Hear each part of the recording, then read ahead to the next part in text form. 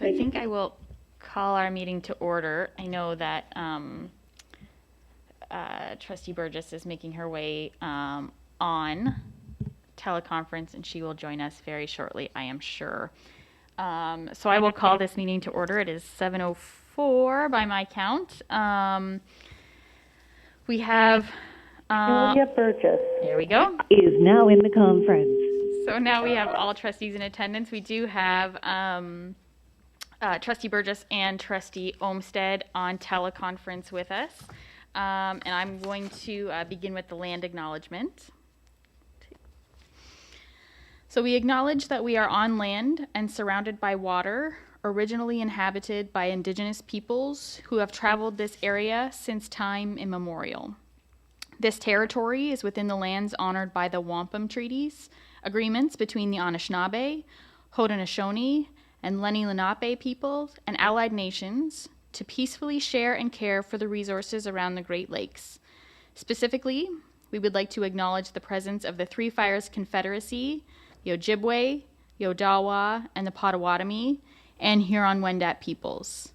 We are dedicated to honoring Indigenous history and culture while remaining committed to moving forward respectfully with all First Nations, Inuit, and Métis. So can I get a mover for approval of the agenda? Trustee Cook, seconder. Trustee Hatfield, thank you. Any discussion? All in favor? And that passes. Thank you. Moving on to declarations of conflict of interest. Anything for this committee? Declarations of any conflict of interest? Seeing none, moving forward. I'm at approval of the minutes. Do I have a mover to approve the minutes? Trustee Leclerc and seconded by Trustee Hatfield. Any discussion on the minutes from June 2nd, which seems like ages ago? Seeing none, all in favor? Support. That passes. Thank you very much. Any business arising from those minutes? Seeing none, we'll move on to G. We're looking at presentations. We've got two presentations tonight. We're going to start with summer learning and then move through to our virtual school. So I welcome Superintendents Canty and Howitt to give us that presentation. Thank you, Madam Chair, and I am pleased to be here with Superintendent Canty and Superintendent Wilcox to present to the board the virtual summer learning experiences for the summer of 2020 with the Greater Essex County District School Board. This past summer, I'm going to start off by talking about Camp Wonder, Camp Megazay, and for the first time ever, I'm going to pass it over to Superintendent Wilcox to talk about Camp Discovery that was new this year in spirit, headed by the Special Education Department. And it was truly a fantastic experience for our students. So over the summer in the elementary panel, we had over 750 students participating in the program. The program was a 2-hour and 10-minute program for 3 weeks for our students. It started the day with DPA, a mindfulness activity, and a mini lesson, which is a mathematics experience for students. And we invited families in for the first 15-20 minutes of every day of that learning. And then there was a numeracy block and a literacy block. And before you knew it, 2 hours and 10 minutes passed. But it was a great learning experience for our students. And teachers also had an opportunity every day to either engage additionally in professional learning, an opportunity to communicate with families, or to conduct assessments on students. So the program for the first time ever was conducted virtually. So it was really important for us to focus on a quality synchronous experience for families and for students. As always, we focused on developing literacy and numeracy skills with students and second language acquisition skills for our ELL students and cultural opportunities for our students who self-identified. So the students in Camp Megazay did the 2 hour and 10 minutes every morning, and then in the afternoon they had opportunities to engage in cultural learning around the Anishinaabe or Haudenosaunee language, or experiences with elders from within the community or surrounding communities to support their cultural learning. A big priority for us every year is parent engagement, but it was particularly important for us in the virtual experience about leveraging that opportunity to maximize learning for all students. So I'll share a little bit more about that later.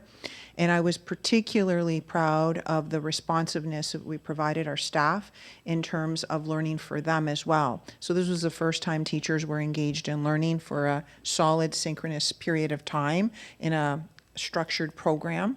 And what was really nice is we matched NTIP teachers with mentor teachers. And so it was a great learning opportunity both ways for our educators. I'm also proud that we engaged in research, which we do annually, but this year we received an additional $30,000 from CODE to conduct research and then share it around the province. So critical to the process was communication, and partnerships with families. So prior even to the camp beginning, the summer learning teachers called each of the families, had a personal conversation with the family, with the student, providing an overview of the program, the logistics of the program, introduced them to the platforms, tried to troubleshoot any tech issues, and answered any questions. So they did an investment in building trust and a partnership even before the program began. During the program, parents, like I said, were encouraged to engage every day for about 15 or 20 minutes with the students at the commencement of the day. Teachers also interacted with families at least once during the duration of that 3-week period to give an update on the progress of their child in relation to the goals of the program. We did weekly newsletters, and we also had teachers do 2 tweets a day to celebrate the program and to mobilize learning amongst the community of teachers and beyond about the great work that was happening in the virtual program. At the conclusion of the program, we provided a little report card to each of the families, and what it did is it identified the strengths in terms of the goals of the program, next steps, and even included a student reflection. We surveyed our parents, and here's a couple of examples on the survey. We had over 250 parents respond, and we were looking around the component of engagement of students or engagement of parents. And what they said that was 98% either indicated that they were somewhat or really engaged in the program from a student perspective, and the same from a parent perspective.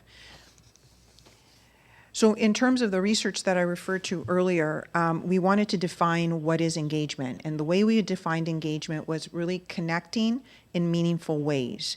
It was also about creating opportunities for the learning that we leverage curiosity with our students, inspired them to be creative and be critical thinkers. If we were doing that, we were engaging students.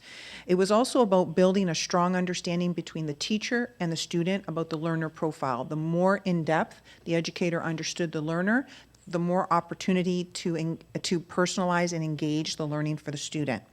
And we also helped the students to connect to new ideas and connect to the world, if you will, around meaningful, connected, and relevant ways. So that's how we defined engagement in the research. And parent engagement, as I mentioned earlier, was always important to us, but it was particularly important in the experience where we were working with families and students at a distance. So we really wanted to leverage that. So in the research, we focused on looking at technological literacy to support engagement, because that was the venue of creating the relationship and conducting the tasks and achieving the tasks and the work. Behavioral engagement was like the time and attention participating in activities and learning. Emotional engagement was also important for us because it referred to the affect, the attitudes, the values, the interests, the mindsets of students, as well as relational engagement, how students perceived themselves in belonging as part of that community in a virtual way. And then, of course, the cognitive engagement, how students thought, how they questioned, and how they processed information. So this was developed in a really short period of time that we were surfacing, 750 students.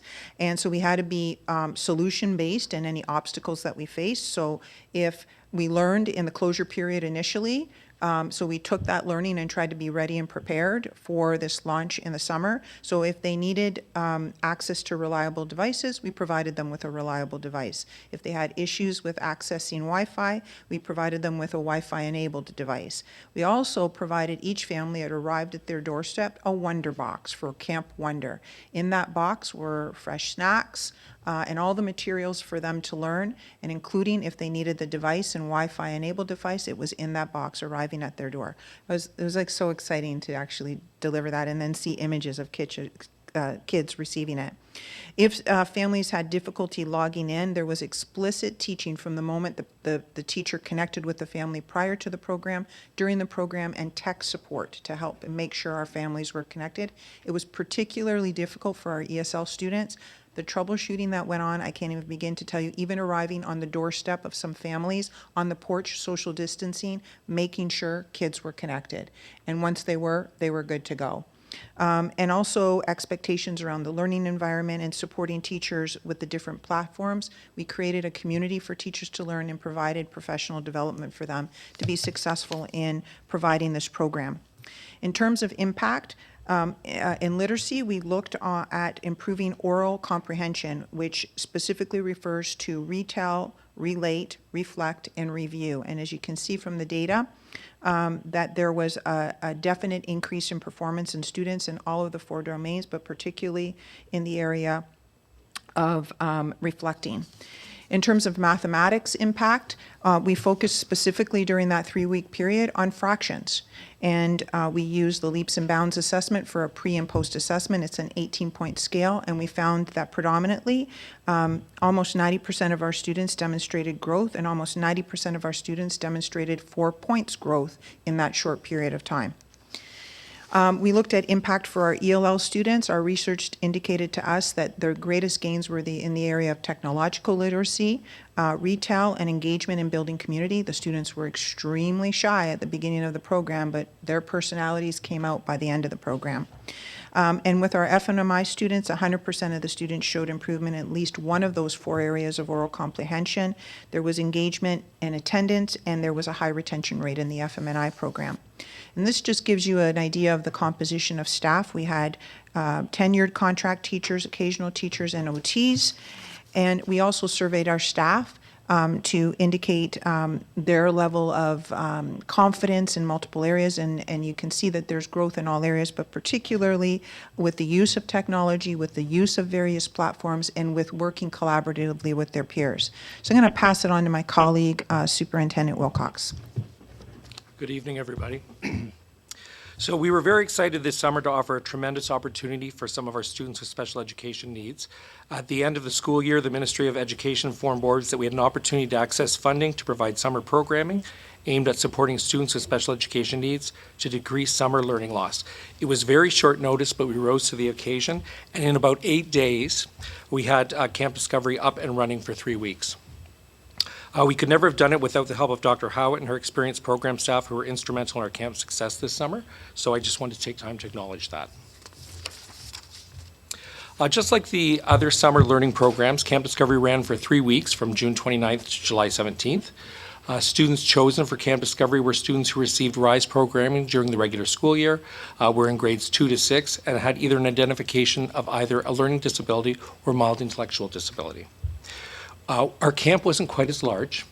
We had 56 students participate and would like to have offered it to more. However, some of the students who were eligible to be in Camp Discovery were already in one of the other 3 summer camps that were being offered. As we continued to recruit over the 8 days, when our coordinators phoned families to personally encourage students to participate in Camp Discovery, some of our families indicated that they wanted their child to have a break from the computer time over the month of July, and we respected that.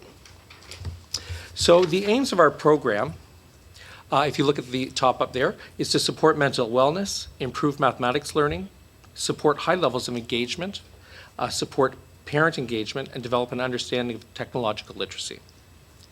We chose to focus on math as research shows that summer learning loss for math was often more pronounced than in other areas, and it naturally aligned with the focus of math in our board.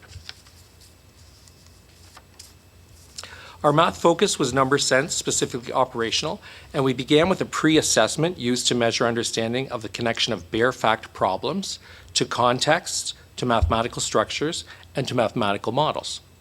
Teachers developed learning goals based on the assessment data, and from there they created a learning context and tasks that supported learning of these goals. Part of the philosophy of the camp was also that children have fun, and staff worked to incorporate themes that would be expanded for fun activities. So one of our learning contexts was an ice cream shop.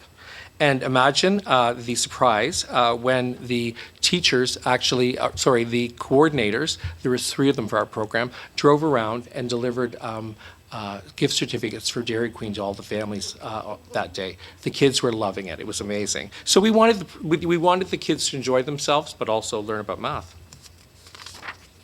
In the last week of camp, a post-assessment was completed with all students to measure growth in the indicator areas of context, mathematical structures, and models. So when you look up here, we have 4 indicators. So indicator number 1 is solving bare fact problems. And I'll just basically use a really basic problem, but it would be something like 6 plus 6.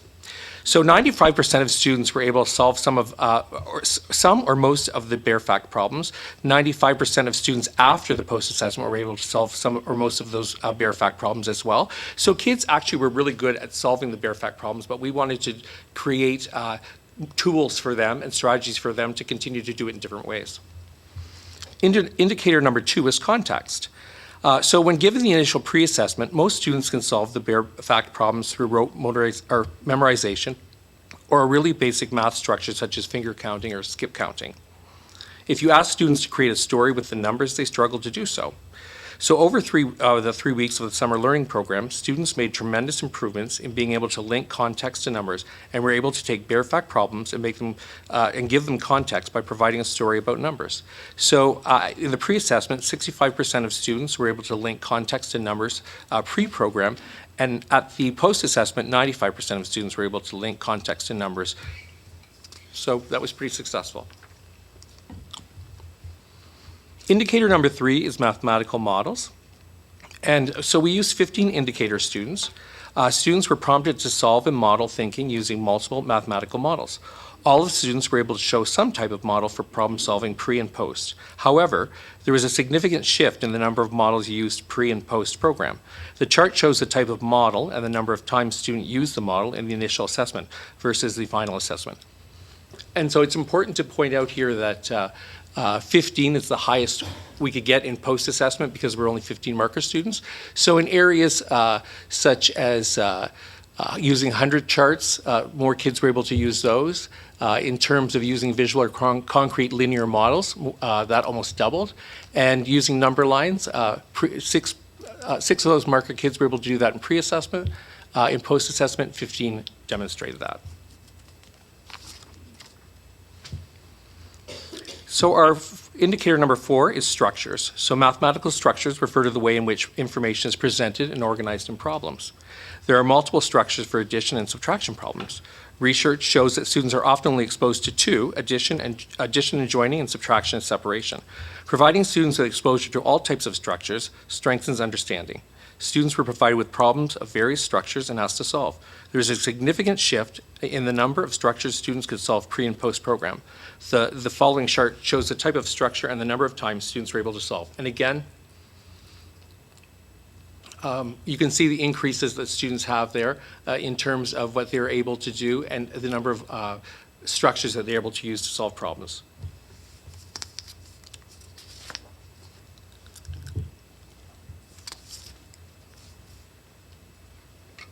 So when we were planning in our 8 days for Camp Discovery, we wanted to incorporate well-being into Camp Discovery and reach out to the community to provide well-being activities. So the students had alternating yoga and mindfulness on every other day. They learned how to code a video game using a program called Scratch. In terms of student well-being, we had one of our board's psychological services staff do 3 check-ins with each group of students on a weekly basis to talk to them, talk about how they found camp and how they were doing in general with COVID. We also had a speech and language pathologist who developed literacy lessons and supported teachers in their implementation of those lessons. The Kubota Soccer Club donated a soccer ball to each student, and the president of the club developed soccer videos with his son that were used for DPA, which was built into our daily schedule. So it was absolutely amazing. And the kids, when they opened their, I would call them a swag bag, but when they opened those swag bags, when they were delivered to the house, they were super excited to see the soccer balls. One of the outcomes from Camp Discovery was that each classroom of students developed a sense of community and friendship, even though many of them were from a variety of classrooms from across our system. Many indicated they had made new friends through Camp Discovery, so they were building community through their interactions. As was the case in the other 3 summer learning programs, we really focused on parent engagement. We provided many opportunities for educators to dialogue with parents throughout the 3-week program. And I've got a couple of quotes here. So parent is partner, right under our symbol there. I liked being part of the learning. We ended up doing yoga as a family. I even liked learning about subtraction through the ice cream shop. I learned a lot about how math is taught and what works for my child. I think I also learned more about my child and can help do more for them for the rest of the summer. Second, cognitive engagement. This was a parent quote too. He loved the coding and math. Just the other day, he was sorting toys and showed me a new strategy for subtraction. I noticed that he loves the challenge and seemed very into it while he was learning. I loved the way the camp structured things to help kids and kept them focused and engaged.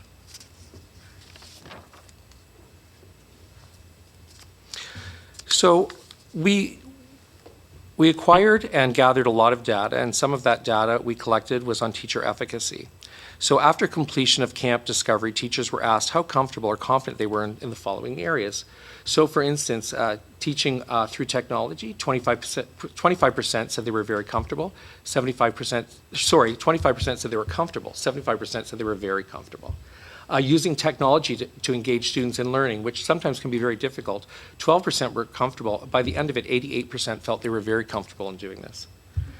Taking professional risks, 13 felt very comfortable. 87% of our teachers said they felt very comfortable.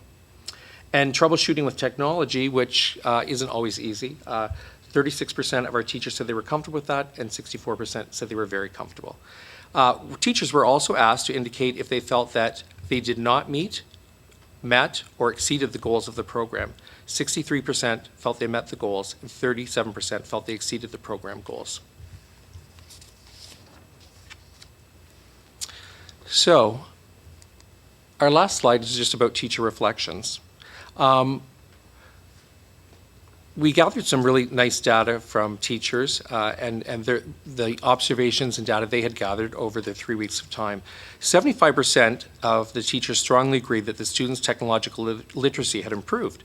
88% strongly agreed that engaging students in learning through an online format requires some new innovations in teaching.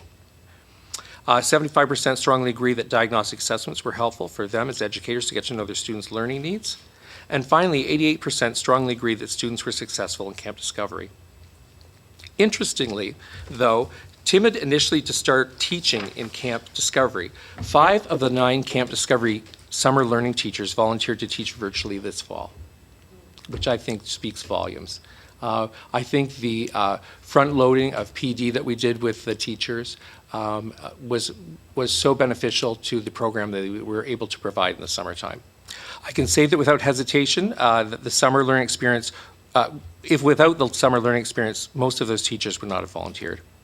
We were very excited with the success of this year's camp and would like to work together with our program colleagues to continue to provide future summer learning opportunities. So thank you very much. And I'll turn it over to my colleague, Superintendent Canty.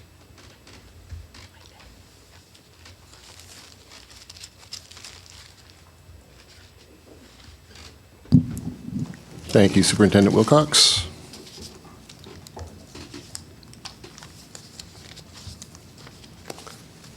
So we had a very robust learning program in secondary summer school this year that included e-learning, full credit courses for grade 11s and 12 students, dual credit courses, improvement courses for grade 9s and 10s, and co-op credits. The program I want to highlight tonight for you is the Reaching Ahead program, which is for students transitioning from elementary to secondary school. This slide shows the various programs and the success rates and attrition rates for each. Due to COVID, our summer learning supervisor, John Proctor, was forced to move all of our programs, with the exception of co-op, to Brightspace Desire to Learn. D2L offers synchronous and asynchronous learning opportunities for students. And because of the single platform, we believe that we're able to not see a significant increase in students leaving summer school this year from years past. In Reaching Ahead, we had 502 students from across Greater Essex enroll in the program, and 500 of them earned their first high school credit.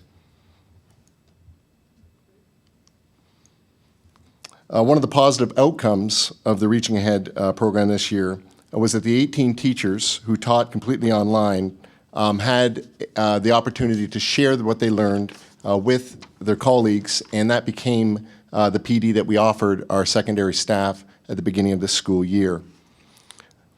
They created a video, and that is available, and I'll show you how to see that a bit later.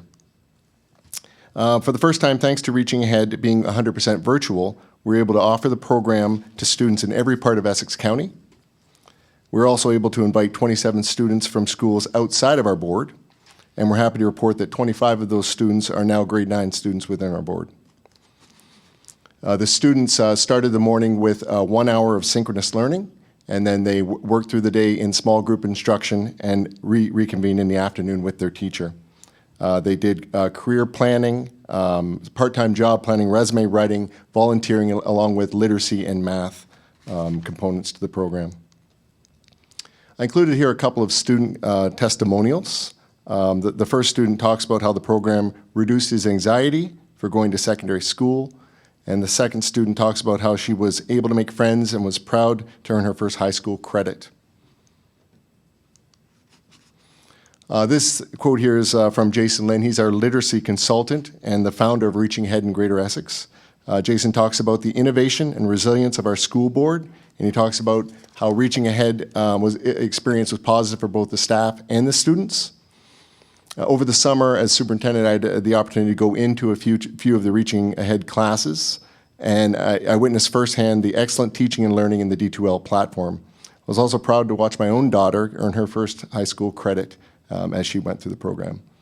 In 2015, Mr. Lynn started the Reaching Ahead program at Herman with 2 sections, and to see the program blossom up to 18 sections this year is certainly a success for Greater Essex.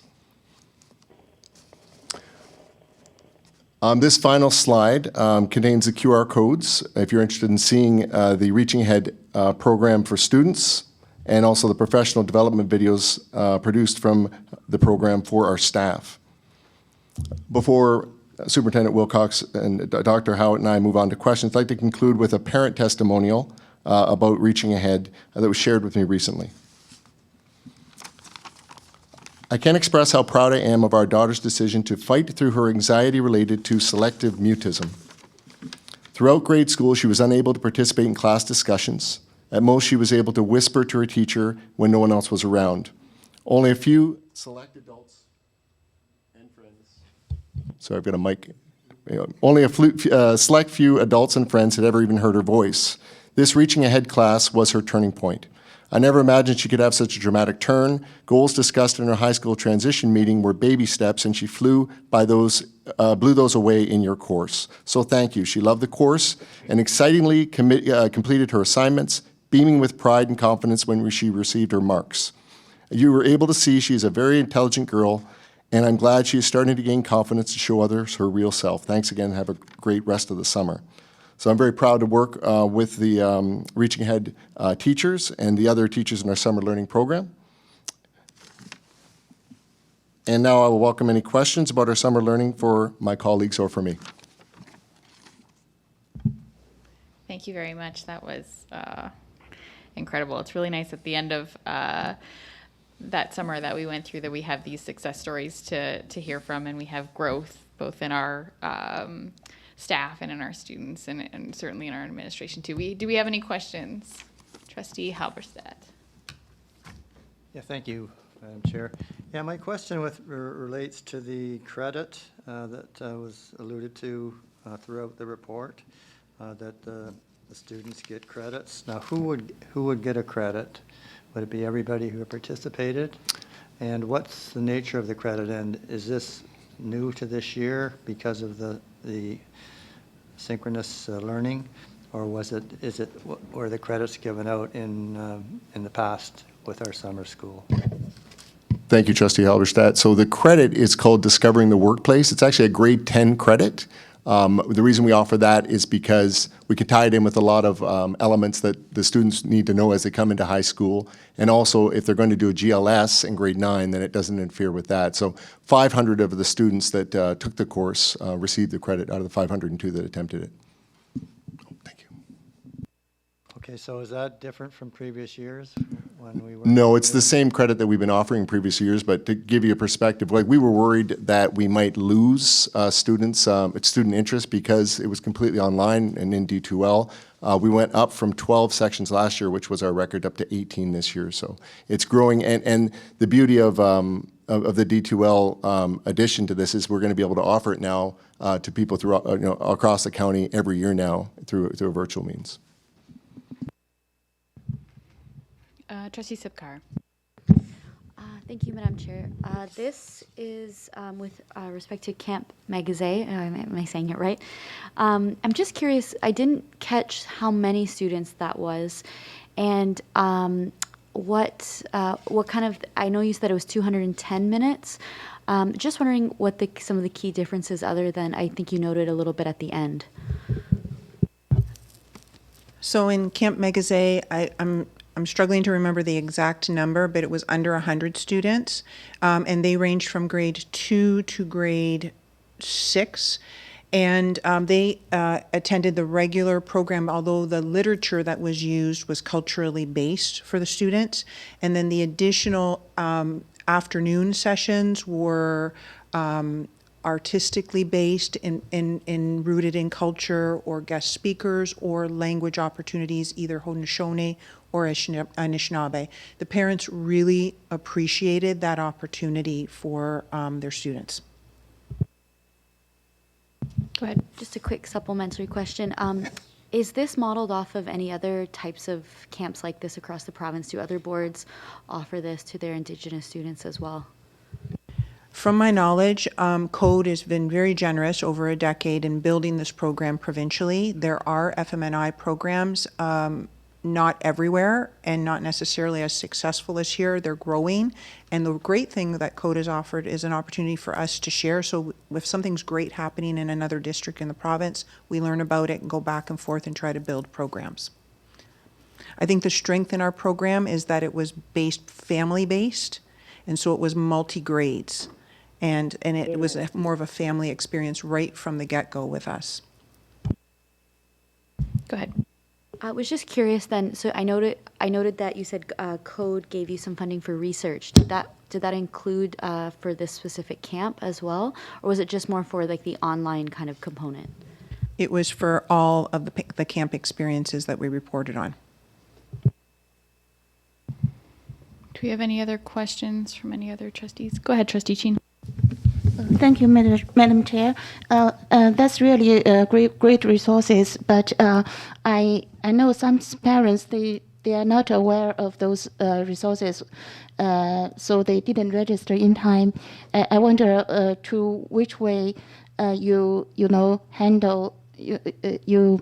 send out this information of registration, except for the website.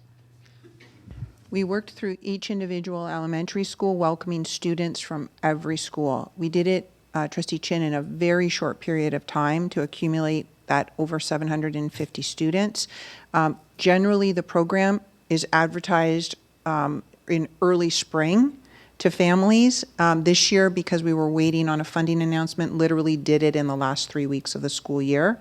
But typically, when we offer the program, it starts in about April, where we start recruiting families. Supplemental. So does that mean that you send the information through the teacher to the student in the teacher's class? There's only so much funding for the program, so we work with the school principal to determine students that meet the criteria of the program. Grade level, usually we select students that are at level 2 or inconsistently performing at level 3. The program was originally designed to reduce summer learning lag and to support students in improving that were on the cusp of reaching a level 3 or below a level 3. That was the criteria for the program. So it's not an open call for anyone in the system. Oh, I see. Thank you. Any other questions from trustees? I have Question, one. Burgess? I think that you'll probably touch on this in the kind of next presentation that we have, but I was very interested to see, and Superintendent Wilcox, you touched on specifically a data point that I was very proud of, which is that those teachers that participated in this summer learning volunteered to teach in the in our virtual school. And that makes me particularly proud that we're developing these faculty champions. And so I wanted to thank administration for investing in our teachers like that, and to our educators for really stepping that up on their own and taking that in a time that was really stressful for them too. So I just wanted to say well done on that. But I think that's one of the successful points of this summer learning program and these 3 programs put together. So I'm just wondering, and this can go to anybody or all of you, what would you say are some of the critical points that indicated success in these summer learning programs that then we were able to push forward at scale when we opened up our virtual school and in our secondary school, some of the asynchronous and synchronous online learnings? What were some of the critical points and the wins that we had in the summer learning programs that we're able to kind of push forward at scale as we move forward? So I think as planning began, and again, Dr. Howitt mentioned that it was a very short period of time, but I think what happened was we worked with the teachers to really set a structured amount of time that they were going to be online. And so we worked very hard with them, preparing activities, working with them on lesson plans to make sure that they were comfortable. Because I had actually, and I hope I'm not embarrassing anyone, but I had a couple of teachers that phoned me on, I think we started on the Tuesday because the Monday was a holiday, called on Monday night, and they were actually highly anxious about being able to engage students, particularly students maybe with special education needs, for that period of time. But I think so much front loading had gone into what we were going to do with that and making sure that the program was really structured and engaging for students, and the fact that we gave breaks to students, that we also engaged them in other activities besides learning that made it fun for them. I think those were really important. Thank you, Trustee Higginson. In secondary, the real tipping point for us was the fact that the union has been very supportive in terms of going to singular platforms, not being all over the place. And so they've supported us in the sense that when we had our summer school and we went completely on D2L, Brightspace, the natural next step when we had our virtual school open in secondary was to make it completely Brightspace D2L as well. So the learning has been exponential, and it's been a paradigm shift in a positive way. I think in the next presentation, you'll see some other items around parent engagement and what we learned in summer learning was able to help us with the launch of the virtual school. But I think one of the biggest things is this whole experience, and running that program over the summer has demonstrated that we've been catapulted into a different way of being. Like, this is a game changer in education, this whole scenario that we're in. And I don't think education's ever going to be the same because of it. Even Superintendent Canty mentioned, that Reach Ahead is now accessible to all students in the district, when before our mindset wasn't in that space, because this is how we offered the program. And so there's just great possibility that has presented itself because of the circumstance, and we're trying to capitalize on all of those experiences. That's wonderful. Thank you guys very much. So we're going to move on to the same group, I think, maybe minus Superintendent I did have a Wilcox. On this. question. Oh, is that Trustee Burgess? Yes, it is. Go ahead.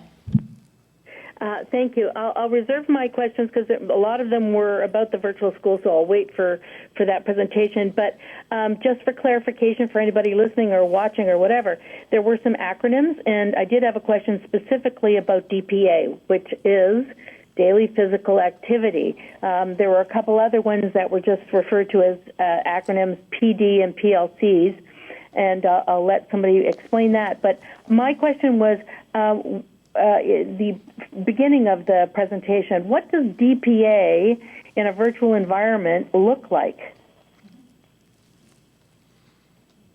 DPA, daily physical activity, I think you said PD, professional development, PLC, professional learning communities. And I'm sorry if we use educational jargon for our friends watching in. The DPA activity, we used a lot of videos, and I saw them, I engaged in them, like yoga and low-intensity activities that were safe for students, mindfulness activities. There's so much out there that's available digitally that keeps that at the forefront as being important for students, their overall well-being. So it was very accessible through the virtual world. Trustee Burgess, do you have a follow-up? No, I'll let that, and I'll wait for the virtual. Thank you. Thank you very much. One of the things that my daughter did was go noodle, was one of which we all got into. Okay, so we'll move on to our G2, which is our presentation on the virtual school. So welcome back Superintendents Canty and Howard for that.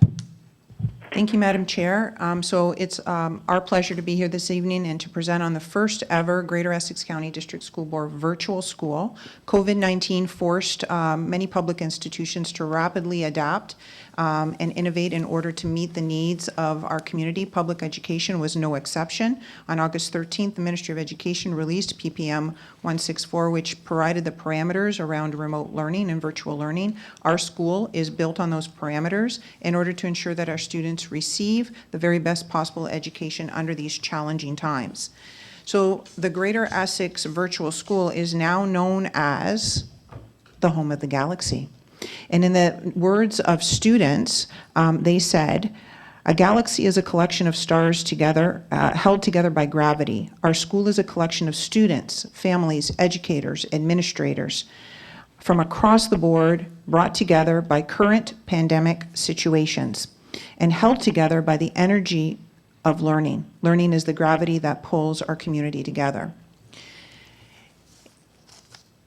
I'm going to keep going there. And like many boards across the province of Ontario, many families have chosen online learning for their students. And in our case, almost 8,800 students from which comprise 1/3 of our student population in the elementary panel and 1/3 of our elementary classes and 1/3 of our teachers. Like a galaxy, it's very complex, vast, but also incredible.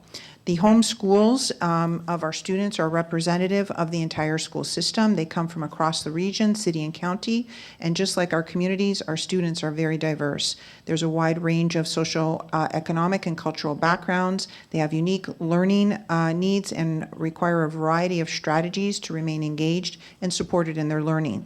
So like I said, almost 8,800 students, over 5,700 of those students are learning virtually online, and just over 3,000 of those students are learning through correspondence packages. 1,600 of those students are French immersion, over 7,100 are English. This is kind of interesting. 864 students have started their formal education experience in kindergarten in a virtual context.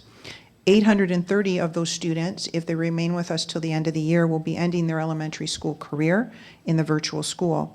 We have approximately 400 staff, approximately 1,200 students on individual education plans, over 100 students in GAINS, over 300 students in RISE, 290 students who are ESL, ELD, and 225 students who are self-identified as First Nations, Métis, or Inuit. The challenge of managing this galaxy is difficult to quantify. Every child deserves to know that they matter and that their story is heard and valued. We can continue to discover new ways of building connections, networks, and supporting and leveraging our system to serve every student. Greater Essex knows how to do this. The interesting part right now is applying it to the context and to the scale. This is our challenge and this is our opportunity. The next slide, oh, sorry, I tried to change this. I apologize. There we go. The next slide shows us data information about the administrative team. In the past 4 weeks, they sent over 8,900 emails, received over 24,000 emails. Phone calls in the first week alone on the main line at the virtual school in elementary was 945 calls.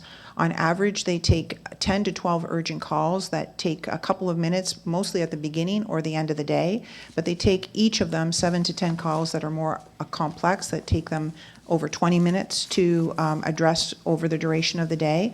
Administration is responsible for about 75 staff each, are responsible for over 1,400 students, and are responsible to conduct a fair number of TPAs, about 30 each in the virtual school. If you remember in the spring, one of the taglines we used to help describe the importance of moving forward in a virtual world and starting to re-enter in the new school year was the concept of Maslow over Bloom. Early in the development of the virtual school, the leadership team recognized that the virtual school needed to develop community. They grew this out of an understanding that students had been isolated for a long period of time and need to feel a sense of belonging.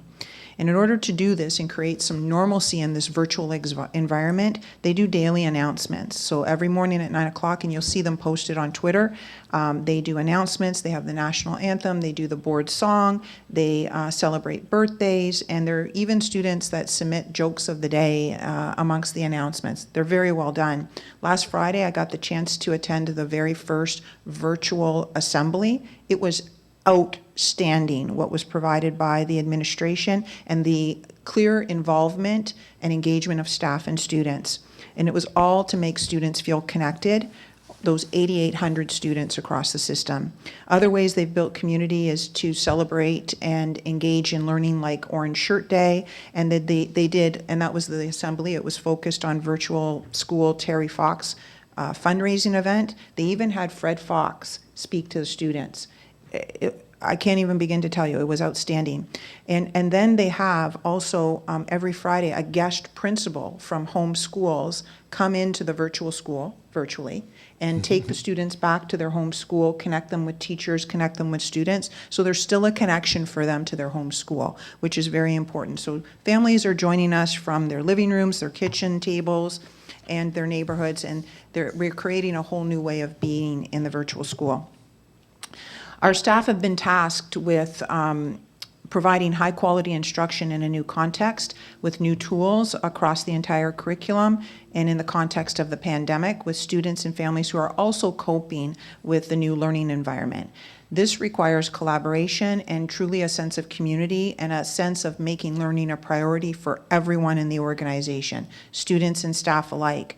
The analogy of building the plane while it's in flight still describes the creation now of what we were describing in the spring of the virtual school. Successes have happened because of the commitment of our staff.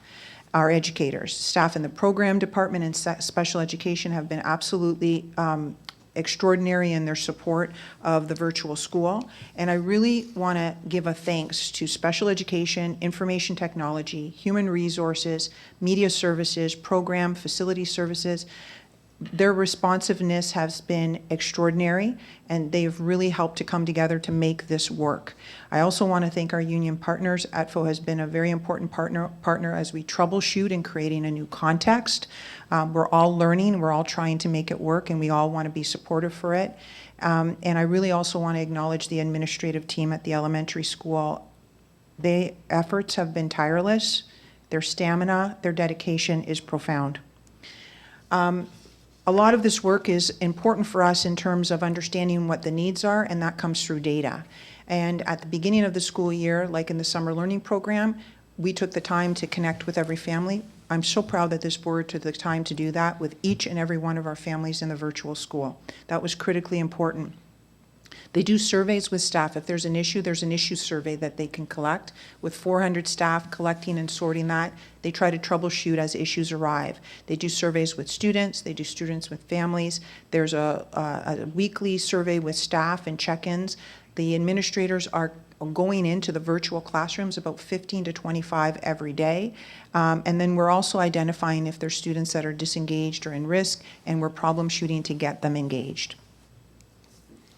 And just to give you an idea, as I mentioned, over 3,000 of our students are engaged in the correspondence program. That's a whole other complex process. And so the initial packages that went out had diagnostic surveys and assessments in them. Teachers got them back. They're designing individual packages for students. They're sent out in the courier to the home school. They're picked up by families. Families are dropping off packages. We even sent resources to families for students to use to support them in their learning. In some cases, packages are like 250 pages long. They're quite extensive. So there's challenges and opportunities. So a couple of examples that I've given you is identifying that the sheer magnitude of the work that's happening in creating new systems where systems weren't before. The fluidity of students within the program and honoring the requests of families, that was an implication at the beginning because people were struggling to determine what their choice was. There were some initial challenges with technology and data early on in the process, but we've worked through ironing through most of those issues. We are trying to be responsive to families in terms of any tech issues. A tech team between IT and a team around pedagogy and tech comprehensiveness are being responsive to students and families and staff. And we've worked really hard to try to know the individual needs of our families and working in partnership with them. So peering ahead, we don't know what the future is going to hold and what's going to happen with the pandemic, but key to this process is a strong communication, and we've learned a lot through the closure period and a lot in the first quadmester that's helping us to be responsive. And I'm going to shift to do a little commercial and then hand it over to Todd, or to Josh, Superintendent Canty. My apologies.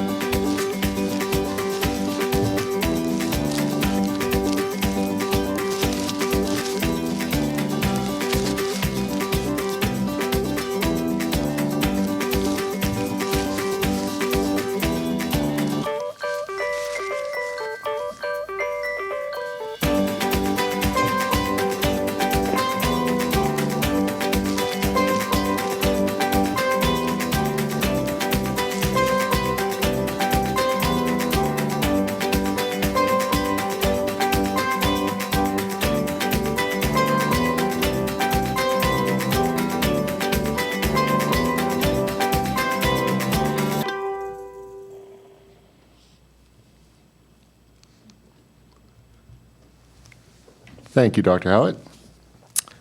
So like the elementary virtual school, our secondary virtual school adopted many excellent students and educators from across the system. This is the schedule of our daily school.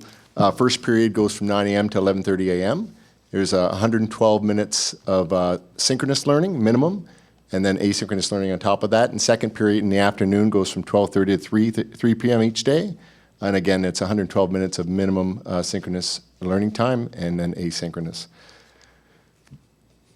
This here is a short video that was made by one of our teachers at the virtual school. I get to play. Sorry.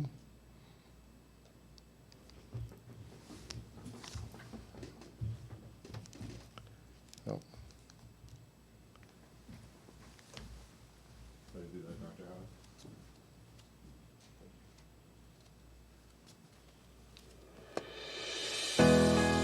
Welcome to the Greater Essex Virtual School.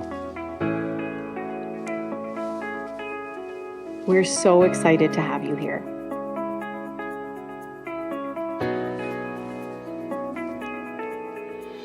We know that you're a little anxious, a little nervous, and excited.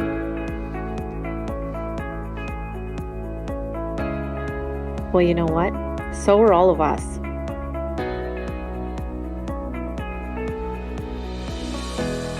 We know that there's lots of different reasons why you chose to be here. But no matter the reason, we are all here together.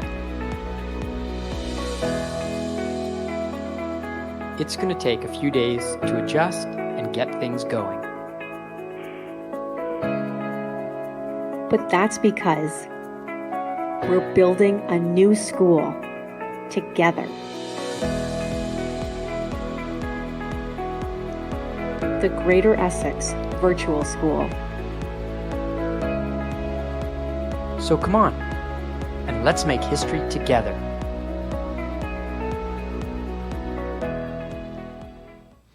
So special thanks to Enver Villamazar, one of our teachers at the school that made that. And we showed that video on the first day to all of our classes to welcome students, parents, and guardians to our school.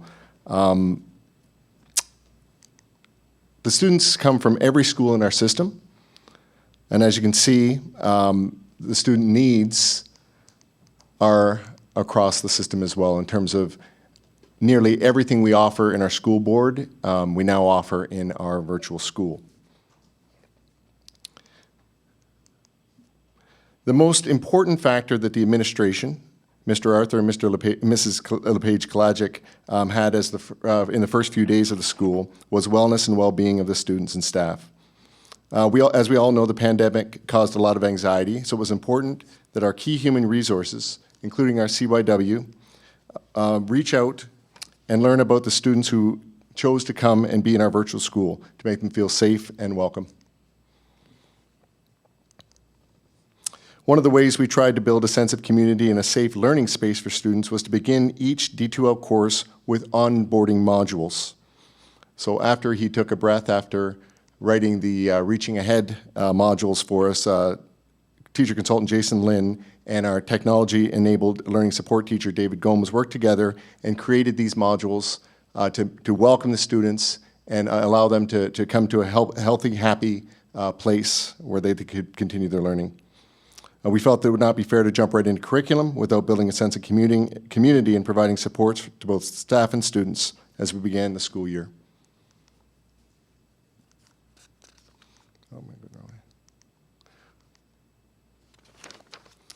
As noted in, one of the ways, I'm sorry, the slides are not in the correct order. Here, hold on.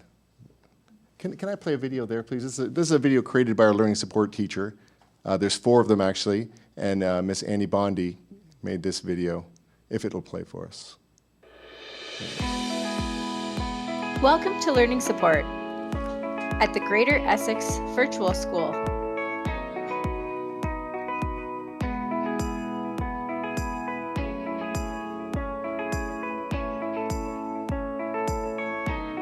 Your learning support teachers are working hard to prepare for you and create accommodations that will support you during your virtual learning. During this quadmester, your learning support teachers will be Miss Bondi, Miss Anderson, Miss Coletti, and Miss Garrett.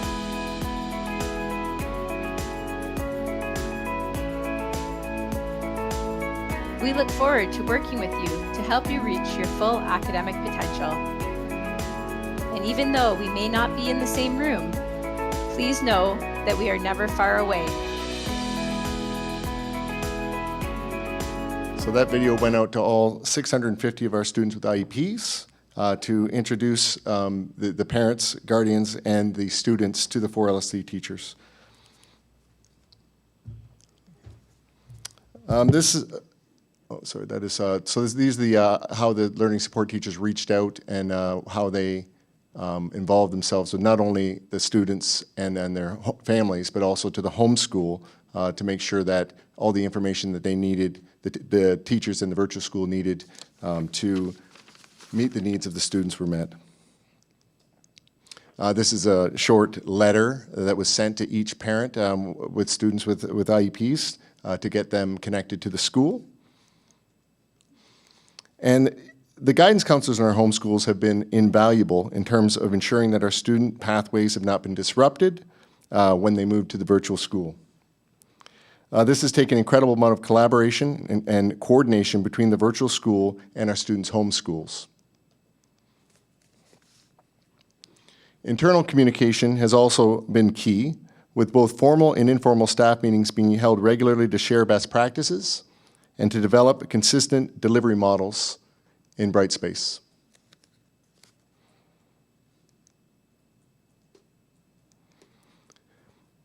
The key to success of any of our schools, including our virtual schools, is a strong student success team. Our student success teacher has been in constant contact with the teachers within the school and also with our many resources that the board has to offer to ensure student success.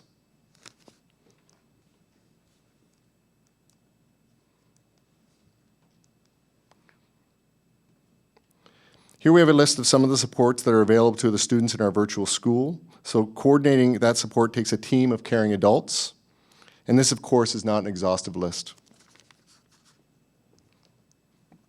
To coordinate and align the students with the supports they need, our student success team uses a virtual tracking system so that students who are disengaged or become disengaged are flagged, and a primary and secondary support person is attached to that student. It's important to have a tracking system like this because a school of 2,800 students, we want to be sure that no one falls behind.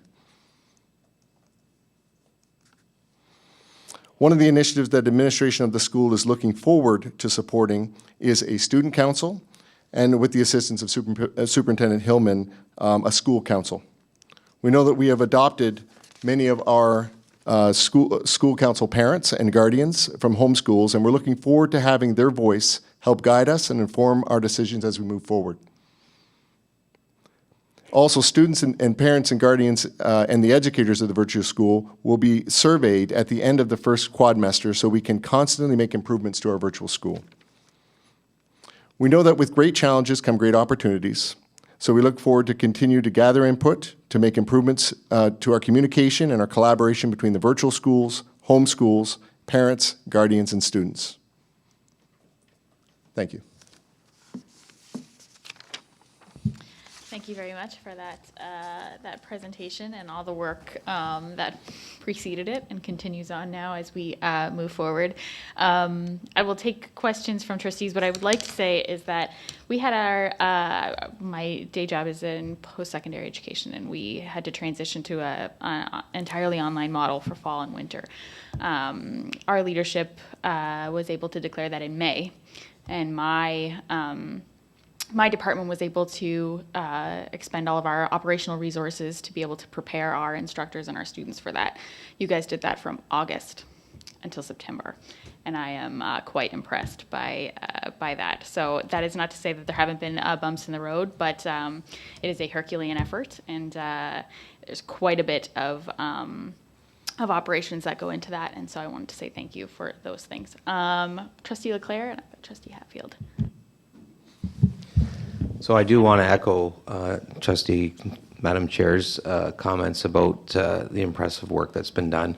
I said at the last meeting that we had a fantastic staff, and the work that was done and in a short period of time is monumental. So thanks for the commitment. And I think it's a testament to the resilience of our staff, the ability to think outside the box and create something that's completely new. So that's great. I do truly appreciate it. My question would go to the technological delivery aspect from the user's end, in that I'm still getting questions and emails about difficulties with tech and equipment. And so I'm just wondering if I get a brief snapshot of where we're at in terms of daily calls at the very beginning, which I believe was probably like Niagara Falls.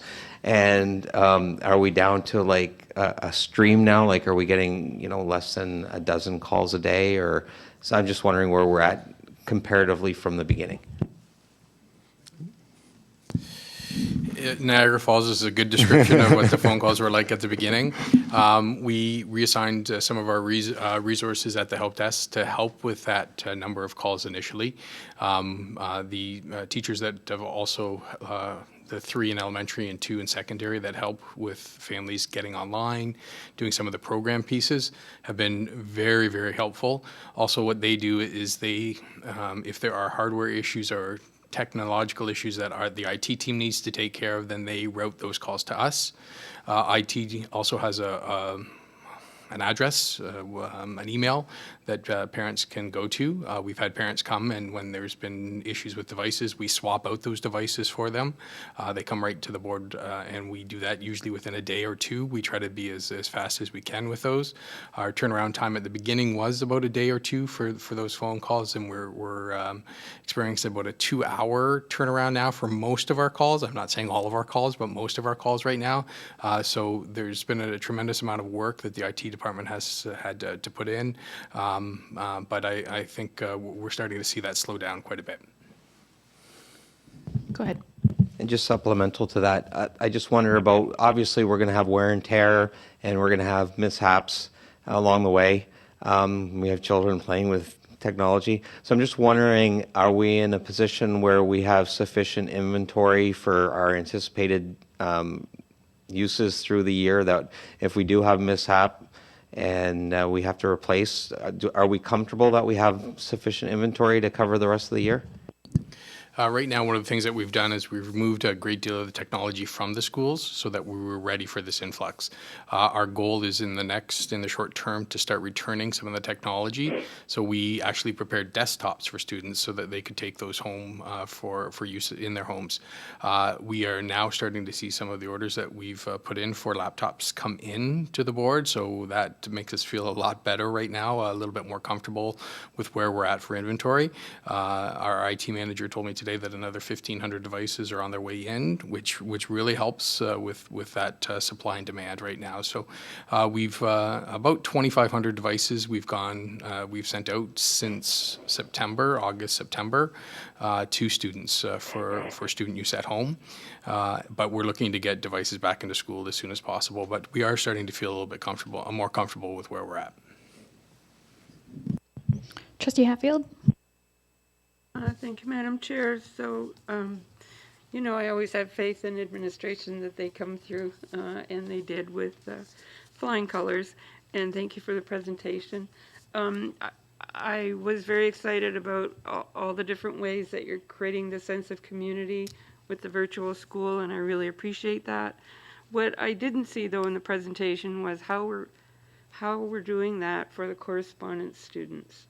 Especially, you mentioned the new learners coming into our system, the little ones in JK, and they're coming in, some of them through correspondence, not even through the virtual school. So for these new learners and all the students that are in the correspondence section, how are we accomplishing a sense of community and connection to a school for them?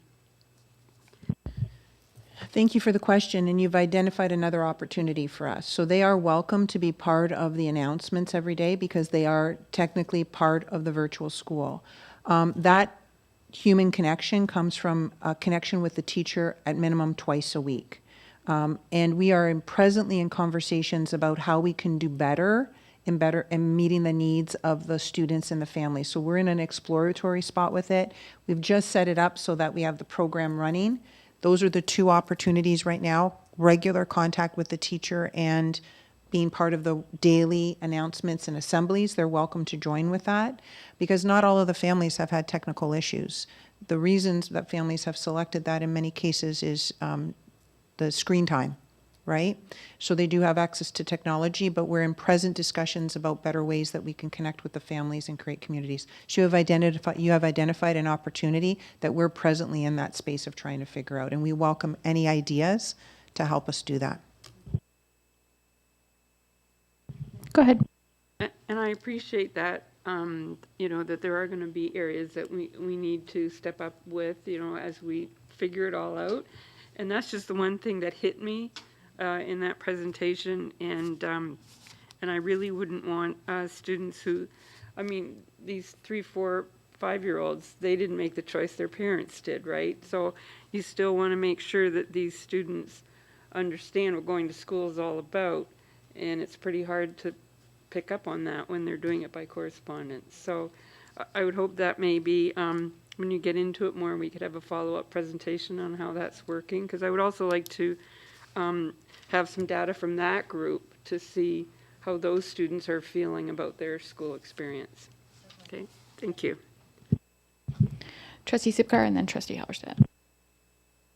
I have my hand up too, Madam Chair. Thank you, Trustee Burgess. Thank you, Madam Chair. As do I, Madam Chair. Thank you, Trustee Olmsted. Go ahead, Trustee Sipkar. Thanks.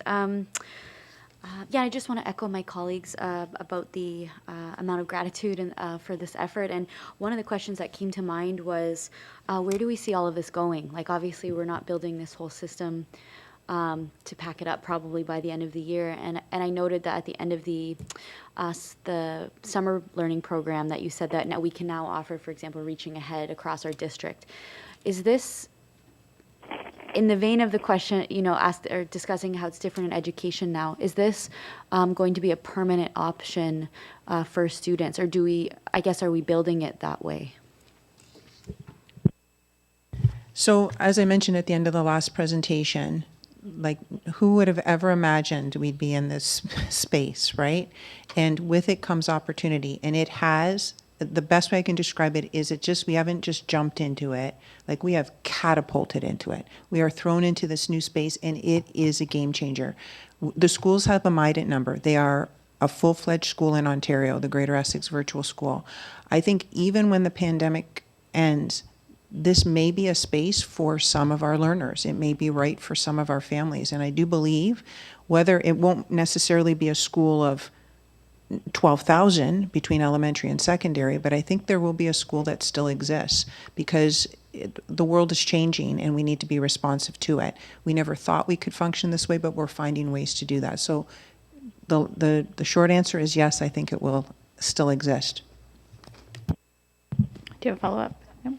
Trustee Halberstadt, go ahead. Yeah, that was my question too. But I also wanted to know what other systems have adopted the virtual school model. I think others have, from my understanding, the bigger boards, or is it pretty well every board across the province? How many are tagging along with this, and we're obviously the leaders?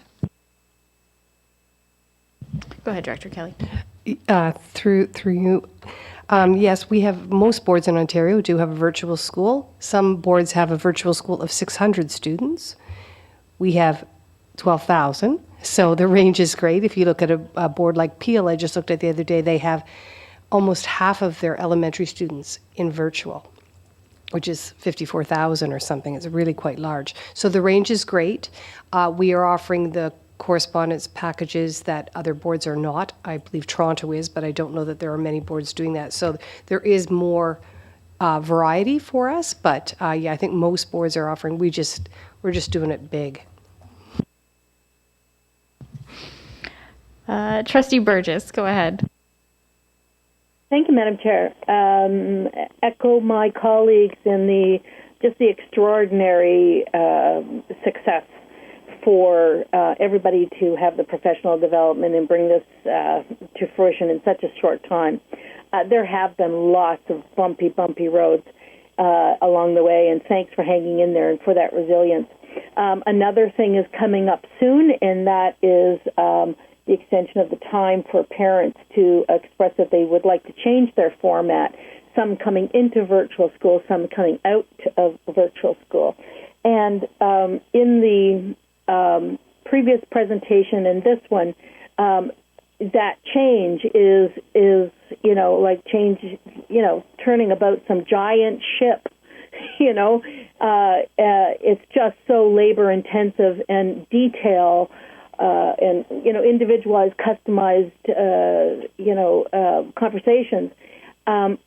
What do we anticipate after the week of October 19th when those requests come in? And what have we learned that we can apply, and do you anticipate that it would possibly be a smoother transition? Because I know it's Herculean. We keep using, these giant words. I mean, it's going to be big, but what have we learned that we can assure parents that it's going to be a smoother transition for those who are changing? It's Director Kelly, Trustee Burgess. I'd be glad to answer that. We did learn a lot through the changes. We have moved our dates, as you see, to the 14th to the 19th as the deadlines for making a decision.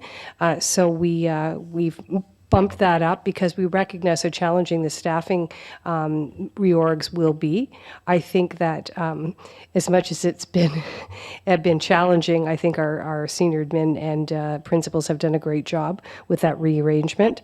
We don't necessarily know how many students are going to make those changes, but I think we have a much better handle on the situation. I'm not going to say it's going to be perfect, but I think we certainly have a better situation than we did at the beginning. And I think we do have to stick to our timelines and give ourselves more space in order to make those changes. And so again, that's why you see us having moved the date a little bit earlier. Do you have a supplemental, Trustee Burgess? I do. And it's, again, from the previous presentation and this one, and I was excited to see a different expression of the level of parental engagement. You know, a lot of parents are involved in their daily learning for their kids, but to actually see the learning on a daily basis up close and personal is a different thing. And often parents, you know, particularly obviously of elementary students, parents, grandparents, caregivers, etc., are literally in the same room or around the corner or watching, and they're getting engaged in a different way. I was very excited about that. One of the things, though, that has been mandated, of course, is a school council for every school that has a MIDENT. And this school council for 12,000 students is just kind of mind-boggling. And many families have, kids on different formats, in class and virtual, etc. They may change. This may be something that does go on year to year. But one of the things that parents and guardians really and students really love is that true homeschool feel, and the school councils have that unique feel because it's usually a community school or a program-driven school. So I'm wanting to know, how are we going to make the school council for all the galaxy there feel, community connected and not to this gigantic school of 8,600, whatever it is here, and, another 4,000 there, whatever. How are we going to do that? Because I see that as something that is, a real challenge. We haven't done that before. Trustee Burgess, Director Kelly, it's a good question. Just to clarify that we do have two schools, both an elementary and a secondary, so there wouldn't be 12,000. That would be split between the 2,800 and then the 8,000 or whatever the other number is. So there would be two.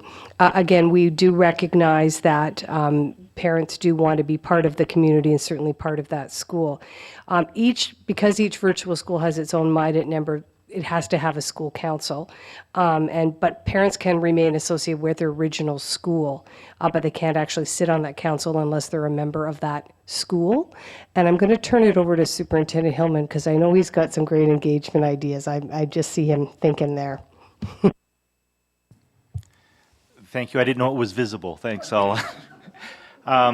It's a really important question.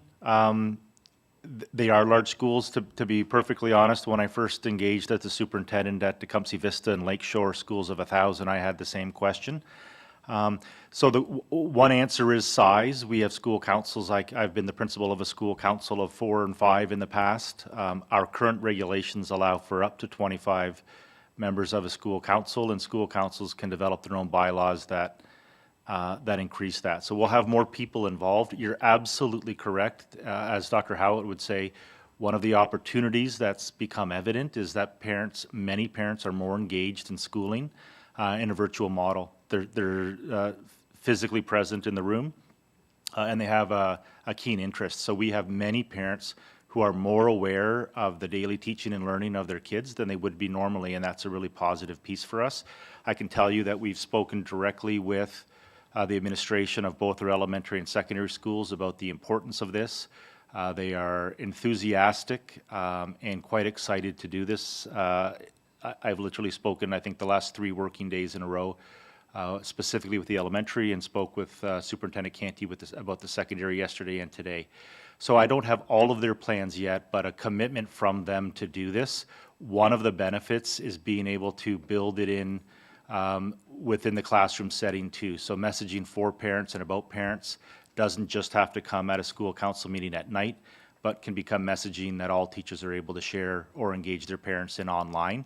And there are far more opportunities for parents to be connected in that way through the virtual reality of their kids. So we're anticipating a lot of that. One of the interesting elements for us who are able to watch the virtual school through Twitter and other technical means is just how much fun students and staff are having learning how to share their thinking with classmates, with their homeschool So certainly, many of the answers are going to lie in that technology, the capacity to bring the whole school, the whole parent groups together. There have been opportunities, in addition to daily announcements and guest speakers, of having access to meet the administration technically at a bricks and mortar building. It would be difficult to do that. They're able to organize those kinds of activities, and if 3,700 people want to attend, then they can. So we see great opportunity in both the energy and talent of the people doing this, but also with the families and their interest in doing it at the same time. Thank you very much. Trustee I have another question, but I'll wait for, the next round or whatever. You have a question for the next round, Trustee Burgess? Yes. Wonderful. I'll go to Trustee Olmsted. Thank you, through you, Madam Chair. First of all, I want to thank everyone for this presentation. We're a virtual school family this year, and admittedly, we did have several hiccups at the very beginning of this learning. But since then, those hiccups were dealt with very timely and very professionally, and I can say it has been both an incredible and positive experience for our family, and we're all involved with this. And I want to thank right now all the educators, the support staff, and the administration who are working hard to ensure that we have a safe, amazing learning experience for our Greater Essex students. My question is about those students in high school who might be struggling, just as students in face-to-face might be doing with their credits. And I know in a face-to-face learning environment, we do have several programs or supports that are in place to ensure like credit recovery or different programs to help students who might be on the verge of maybe not achieving their credits. So I was wondering what supports or programs we do have in place in the virtual realm to provide that opportunity or supports for those children who might be struggling, who don't have that face-to-face ability to go to learning support or an after-school program to recover their credits. Through you, Madam Chair. Thank you, Trustee Olmsted. We have, in our virtual school, we have a student success tracking system, and that is because of the sheer number of students that do, require attention and do, suffer from disengagement at times or are having trouble academically. If they are attached to the LST teacher, so if they have an IEP, we've reached out to all of those students through the LST program. And we've used other resources in terms of FNMI, we've used our CYFs, our graduation coach. They're all part of the student success team that we've brought together under the administration of Mr. Arthur and Ms. Kalajic LePage. They oversee this with the student success teacher and get the supports that students need.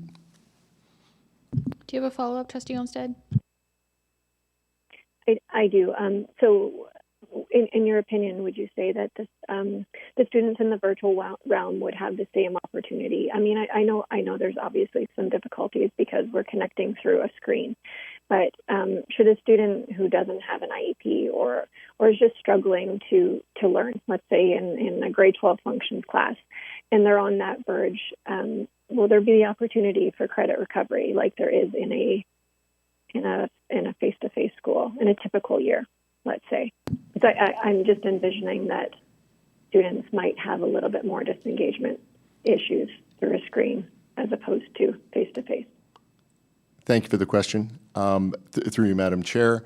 We do know that the students that are in the virtual school, they have the advantage, I'll say, that they are with their teacher for the entire, or their two teachers for the entire day. And we know that that's been helpful for them. We've had to create a system, our homework advisor programs for our students who are at home part of the time in the brick and mortar schools because it's more easy for them to fall behind and we lose sight of them. And so we created that program. But in terms of the students that are with us in their virtual school, they're with their teacher every day for both periods. And so the chances of them falling through the cracks is not great because we'll be able to identify them and get them the support they need. Thank you very much. I do have some trustees who'd like to ask a second question, but I'm going to get through the first round first. So Trustee Cheen and then Trustee Cook. Thank you, Madam Chair. I want to show my appreciation to all the senior and administration. I see how great you did the job, because I know a lot of parents in other board, they are still complaining that their kids haven't been assigned to a teacher yet so far. So. But our board and everything went on so smoothly. So I think it's a good testimony about how resilience and excellent administration that we have in our board. So I really appreciate. And I have a question is that because the second wave is coming, and there is cases that students suffered positive disease, and the part of the students, they are isolated at home. They are sent back home, part of the class. So I'm thinking how we handle with these students, and I have a suggestion, because I know there is a board.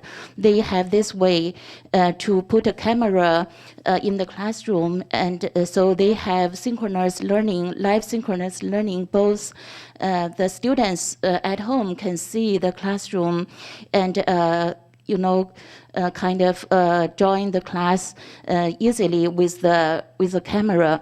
I wonder if we are thinking of this way, because I know parents, they based on their feedback, they really like this way of teaching, and it's easier to solve the problem of part of the students are sent back home.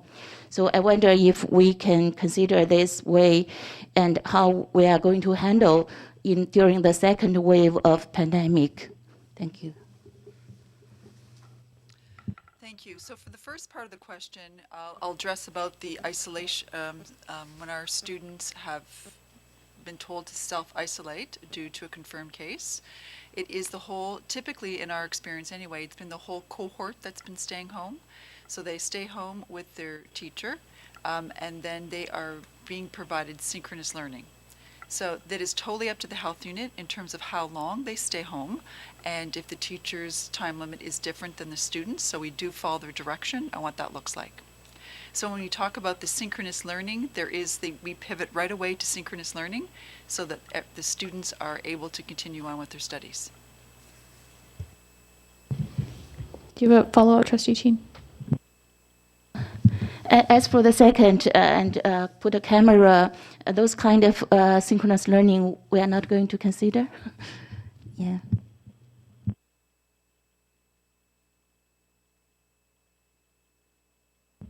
I could add that it's not in our model right now, but it's also a consideration and concern for the College of Teachers advisory, I believe.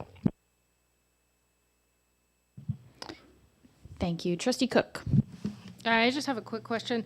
I'm just wondering, with all the kids, the students, especially in high school, I'm wondering about our athletes, kids that have an opportunity, that are at a certain level, that have opportunity for scholarships, etc. How is that going to work? Thank you for the question. Unfortunately, right now, we're not permitted to play sports, especially the contact sports. There are some non-contact activities happening in phys ed classes, but again, going to your question about scholarships, unfortunately, right now, that's all on hold until we get permission from the health unit. Thank you. You have a follow-up, Trustee Cook? Okay, so we'll go, if I don't see or hear any first rounds, we'll go on to the second round of questions. I have Trustee Sipkar. Sure. Thank you, Madam Chair. My questions are around size of the actual classroom and how they are assigned. I'm just curious if you have that number. Is there like a student to teacher ratio? Are they all the same, or have we standardized that, or how's that working out? Superintendent Mills? I can speak for elementary. In our discussions during the summer, one of the things that we talked about with our union partners was keeping the in-person classes smaller. So the sizes in the virtual school are a bit larger than what our classes the in-person schools would be. Follow up. Right, as a supplemental, are students being assigned and by like grouped geographically? I'm just looking at like the one slide here that has like all the different schools. For example, I'm looking, and Northwood has a massive like chunk compared to other schools. I shouldn't say massive, it's larger. I'm just wondering, are we grouping geographically? Is that factored in because of their home schools, or is that kind of, are the lines kind of blurred a little bit? So they did try to organize classes geographically, but it's not necessarily the case. So a teacher it could be servicing students from 5 or 6 different schools in their class. I have Trustee Burgess and then Trustee Halberstadt. Go ahead, Trustee Burgess. Thank you, Madam Chair. I have a couple questions, but I will ask specifically about technological questions. I was going to ask about the athletic as well, so thank you, Trustee Cook. Our OYEP programs and our co-op programs have been referred to, but I'm talking about the average technological studies kind of program offered at our high schools. These are often courses that not only keep students engaged, they keep students actually going to school. And I know that the courses have been diminished. I'd like to know by how many sections across the district, perhaps, and whether we've made a real full court press kind of thing on getting kids into the programs that we do have. Those shops are large. They're made for social distancing, safe social distancing kind of thing. They can have bay doors that are open. It's a unique experience in a classroom for in-person. But what do we do for those kids who are now in a virtual program and can't access those technological programs? I know, for example, the music, we're doing the theory and not practice. What are we doing for kids who want that tech but can't, unfortunately, do the hands-on because they have to revert to a virtual experience? Thank you, Trustee Burgess. Currently, we are offering our tech courses. In the schools, the tech shops are open, and students are accessing those and using them safely, of course. There are parameters, and we've had to make, across the curriculum, we've had to make changes to make sure things are safe. According to, with the question on the virtual school and the kids taking tech at virtual, they are taking the courses. There has been a lot of D2L modules created, developed, and brought in so that they can meet curriculum expectations, but we simply had to adjust to the pandemic. So supplemental, did we ever consider, for example, where a student, parents have made the decision that in students' courses that they want to take all their courses virtually, but that they could actually travel to a school that had room, and they're more comfortable in the fact that, as I said, those bay doors can open, they're larger, those classes are made for larger physical distancing. The parents would be happy for that. Is there ever an opportunity for a combination of that if you're not enrolled in OEP or anything like that, but just are in the virtual school? Did we think about it? Did we dismiss it? Would it be something we would consider in another quadmester? It's Director Kelly. Trustee Burgess, we wouldn't do that. It's largely because of the cohorting and the safety. Students are either in the virtual program or they're not. We have to be very careful about those precautions, and we do cohort the students in groups of 15 because we are a designated board. So that would be not something we would be looking at. Thank you very much. I've got Trustee Halberstadt. Thank you, Madam Chair. Yeah, just to follow up on the sports question, what is the protocol? Maybe Superintendent Pike can answer this question. I've noticed there was a big spread in the newspaper this morning where the Lancers competitive teams, football, I don't know about basketball, but volleyball and others, have started practicing.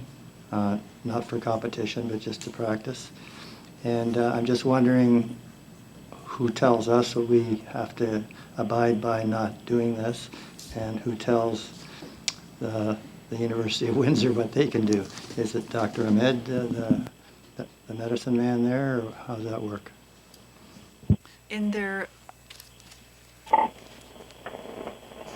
sorry, I probably lost an earring on that one as well. In the reopening guide that we've received from the health unit, it makes its recommendations about sports and the sports that are appropriate and not appropriate for our schools. I can't speak to the universities in terms of what guidance that they're receiving or what league, well, I know what league they're in, but what the league rules are. At this time, there is no OFSA, which would be the Ontario Federation for Secondary Schools Association competitions at this time. Do you have a follow-up? We got to wait. Do we have any other questions from trustees, student trustees? I do have one. In this presentation, in the previous presentation, we hear a lot about, and I know we're just kind of developing things, and I heard a related question from Trustee Burgess, and I appreciate that. But can we make explicit and kind of clear the connections between homeschool and virtual school? For parents, for students, what are the connections that they continue to have when they're homeschool, when they have elected to be part of the virtual school? Are there any explicit connections between the two? I got a little bit confused when she said homeschool for a moment, so I was looking to Sharon. Yeah, it's the terminology. So you're wanting to know the connection between families that have elected for a virtual experience to their home school, which the students would be going to if there weren't a pandemic. Okay, so in the virtual school, there's connections through weekly visits from homeschool principals that become like a guest to their announcements once a week. They do videos for the students. That's what's happening through the virtual school right now. So they are part of the virtual school, even though there's still a connection that way, but they are part of the virtual school. So that's one of the ways that they're doing it right now. Thank you for that. And my follow-up then would be kind of GECPIC related. So we touched on parent involvement committees and school councils at the school level. Are we planning on adjusting the bylaws for GECPIC to be able to allow virtual school members? Is that going to be an explicit sort of level, I guess, to GECPIC? Thank you for the question. If I can just augment the last question as well. We've had our virtual administration meetings. We met with our principals virtually last week and our vice principals today. Was that today? It's a long day. At which point we continue the conversations with them about the importance of our home schools, finding ways to creatively reach out to our virtual students. Likewise with our virtual school. So the formal, data pieces may not be connected, but we certainly understand the unique situation in our messaging to our home schools is that we need to honor and understand the unique situation we're in, that many of our families are in virtual schools, and it is critical that they find an identity, that they get to know the students in their class, that they are proud of their teacher, and the virtual school is working very hard to create that identity. For families, though, many families have been associated with the same school for 12 or 15 years. And although we know this is a temporary scenario that some parents bring anxiety to, I don't want to lose those connections. So we're very clear that we're asking our schools to do as much as possible. Significant work on Twitter, on sharing of newsletters, et cetera, we're encouraging. So those kinds of things are just going to get better as we've settled into those scenarios. Our messaging to our virtual parents is that we encourage support. We want you to volunteer virtually where it's appropriate in home schools. We want you to be associated.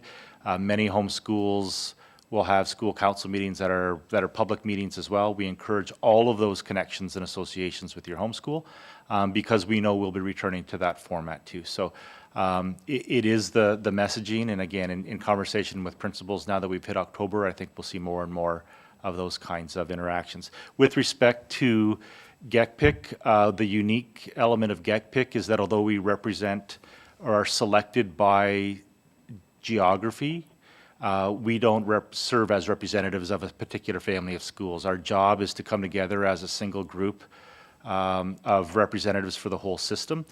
We will be meeting shortly. I know that a meet and greet information went out today. So one of the things we'll tackle in our first meeting together is who are we representing and how well do we represent the entire voice of our system, and we would certainly be open at the time if there's voices that aren't there. You know from our work that that's an important piece for us, and we would certainly make sure that we found ways to include that. Thank you very much. I appreciate that. I know parent engagement has been evident through this whole thing. I thank you for that. Okay, so we can continue on through our agenda here, and that we're done our presentations. We have no delegations, no one on the speakers list tonight, no new business, no reports to be received. We're at trustee question period. Trustee Sipkar. Hi, I just have a question through you, Madam Chair, about Lexia. I got an email from a parent of an SK student and saying that it's no longer available. I just wanted to see if this was true, as they had been using it throughout the summer and wanted to continue as they were part of the virtual school. Thank you for the question, Trustee Sipkar. So what happened was we were given unlimited licenses by Lexia when the school closures occurred. So all of our students in the school board had the availability of a Lexia license.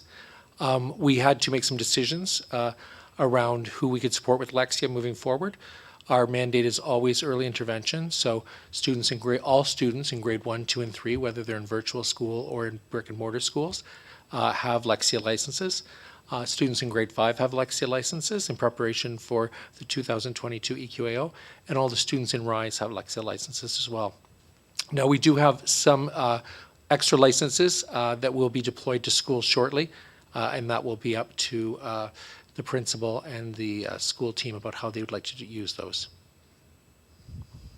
So as a supplemental, if there is a specific student, because they use the program heavily, can they make that request if they know it's going to be used? So it really is a reading intervention program. So we use it for students and it's based on need. So we prioritize who gets those licenses. Certainly if that's an individual student, they can certainly address it, talk to the principal about it. I don't know the situation with the student or the student's profile, but certainly they can speak to a principal about it. Any other questions from trustees? Trustee Halberstadt. Thank you, Madam Chair. Yeah, back in June, Trustee Cook made a recommendation, which was passed, for administration to present a COVID recovery plan identifying continued efforts towards student achievement and well-being, with the main port being identify gaps in literacy and numeracy. Now, I know we've had reports since then, but I'm wondering what the status of that particular motion. I could continue to read it, but I think everybody is aware of what it says, and also it says there'd be regular updates to trustees. So just wonder what the status of that motion. Through you, Madam Chair, we will be doing a report at the next board meeting, as indicated, I think, a couple times already in the board meetings. We've identified that we would do something at the end of October, and so I know we're preparing that right now. So at the next board meeting. Any other questions from trustees? Questions, Burgess? Go ahead. My question is about the programs of EDSB and Aspen, and I'm wondering how we're doing with those since our last meeting. If there's been any improvement on the Niagara Falls that was referred to, and how the input of all student data, into Aspen, how that's going or how it's gone. So with regards to EDSB, one of the things that we referenced last time is that we shut off the communication to EDSB. So it wasn't that there were issues with EDSB. We wanted to ensure that the information contained in EDSB was correct. And so there was not a technical issue with EDSB at all. It was doing its job. We just had to make sure it got the right information. Where we identified some issues was with the implementation of our new information system, Aspen. And so we've been working some of those issues. And as we talked about those early bumps, a lot of those came when we first were trying to transfer students to the virtual school. And we've been able to iron many of those issues out. We're still working on some issues that they arise as new systems present challenges at times. But I think we're better suited for this next organization when we get the survey that's coming out, or the form that's coming out, requests for change. We'll be better prepared. Thanks. So you've answered my supplemental question too. Thank you. Nice work. Anybody else? Trustee questions? Do we have any notices of motion for in here? Notices of motion for in here or for public? If you do a notice of motion tonight, it would be back at the Education Committee meeting on November 6th. Oh, wait. Okay. So any notices of motion for in here? Seeing none, we're down to announcements. Does anyone have any announcements? I always do. You know I always do. So yesterday, October 5th, was World Teachers Day. And so I would like to extend, again, our gratitude to our educators in the system, our support staff, and to everybody who sees themselves as an educator, which I think right now is probably some of our parents too. So thank you very much for all of your efforts. They have been the tasks that have come to your desks and some of you to your homes have been quite significant and much different. And I'm very proud of our district and what we've been able to do with these challenges and together, and I'm quite proud of that. Along with that, we do have an announcement that I think goes quite well with World Teachers Day, which is one of our teachers from LaSalle Public, Deanna McLennan, was awarded the 2020 Prime Minister's Award for Teaching Excellence in STEM. And so yes, very much congratulations to her. It's well deserved. So for any parents or educators or anybody watching who is on Twitter, you should follow her on Twitter. She comes up with the coolest stuff to put out on there, and she also has a book. So congratulations to her, and we're quite proud. This has been referred to, my second announcement has been referred to a few times, and I think it's very important to draw attention to, again, the deadline for changing a learning model or a learning style. That survey will be open beginning October 14th and will close October 19th. We do have another date in an elementary in January, but this will be for changes that will re-entry dates for elementary will be November 9th and November 12th for secondary. It is quite a massive undertaking for our administration, for our teachers to be able to shift.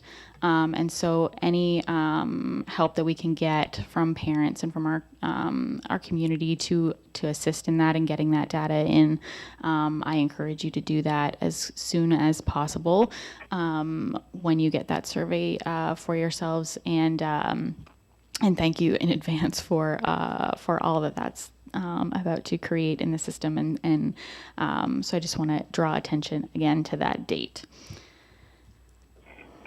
We will adjourn. I just want to let everyone know that's maybe watching, we're going to take a brief break so we can kind of clean everything up here, and we'll switch over to operations and finance. Thanks, everyone.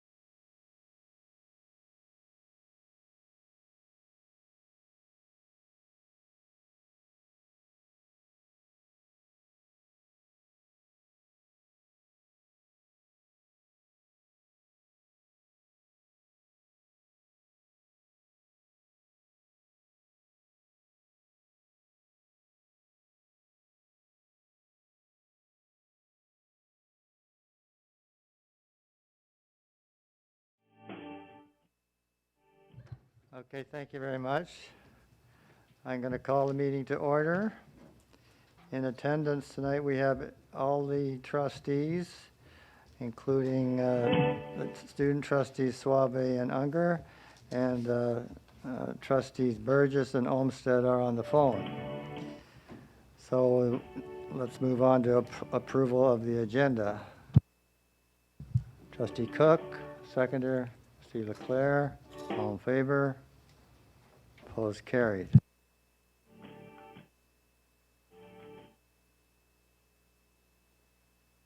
Oh, conflicts of interest? Do we need Trustee Olmsted to declare that?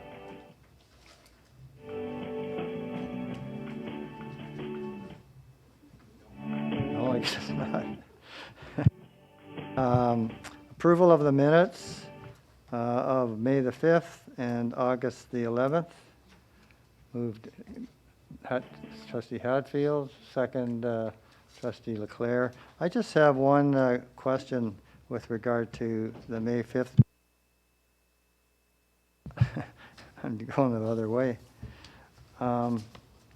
Yes, it's on page 5.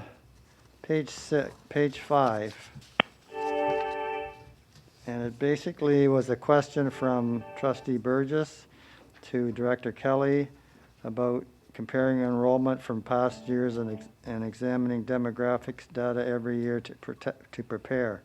Administration will consider implementing another blitz to increase student registration. So I'm wondering, I don't know if we have an up-to-date on registration and how our enrollment compares, I guess, to other boards in the area.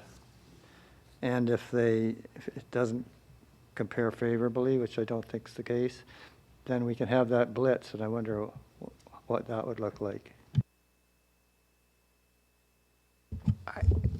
Instructor, you go back a ways here, Trustee Halberstadt. I think this was about blitzing for kindergarten registration, and I think that Superintendent Howard left, but I'm sure that there was something done to ensure that there was another blitz around kindergarten registration. I did give out some numbers last week, last meeting around general enrollment, but probably in the next, by the end of, in November, we can give more up-to-date numbers in terms of actual. Some of our data needed to be cleaned up, but we could give actuals at that time. So I think all in favor of adopting the minutes? Business arising from the minutes? Anybody? No? Presentations. We have a COVID-19 presentation, and I think it's Sean who's going to give that, or is it Shelley? Okay. Thank you. So I know that we had some conversations when we had did the budget work back in August that we would come back with some updated projections with respect to COVID-19. And so we're happy to do that for you this evening. So today we're going to go through a summary of the funding announcements that we have received to date, the budget provisions that we have reflected in the 2020-21 budget, a look at projected expenditures based on the information that we have to date and the current state of the pandemic.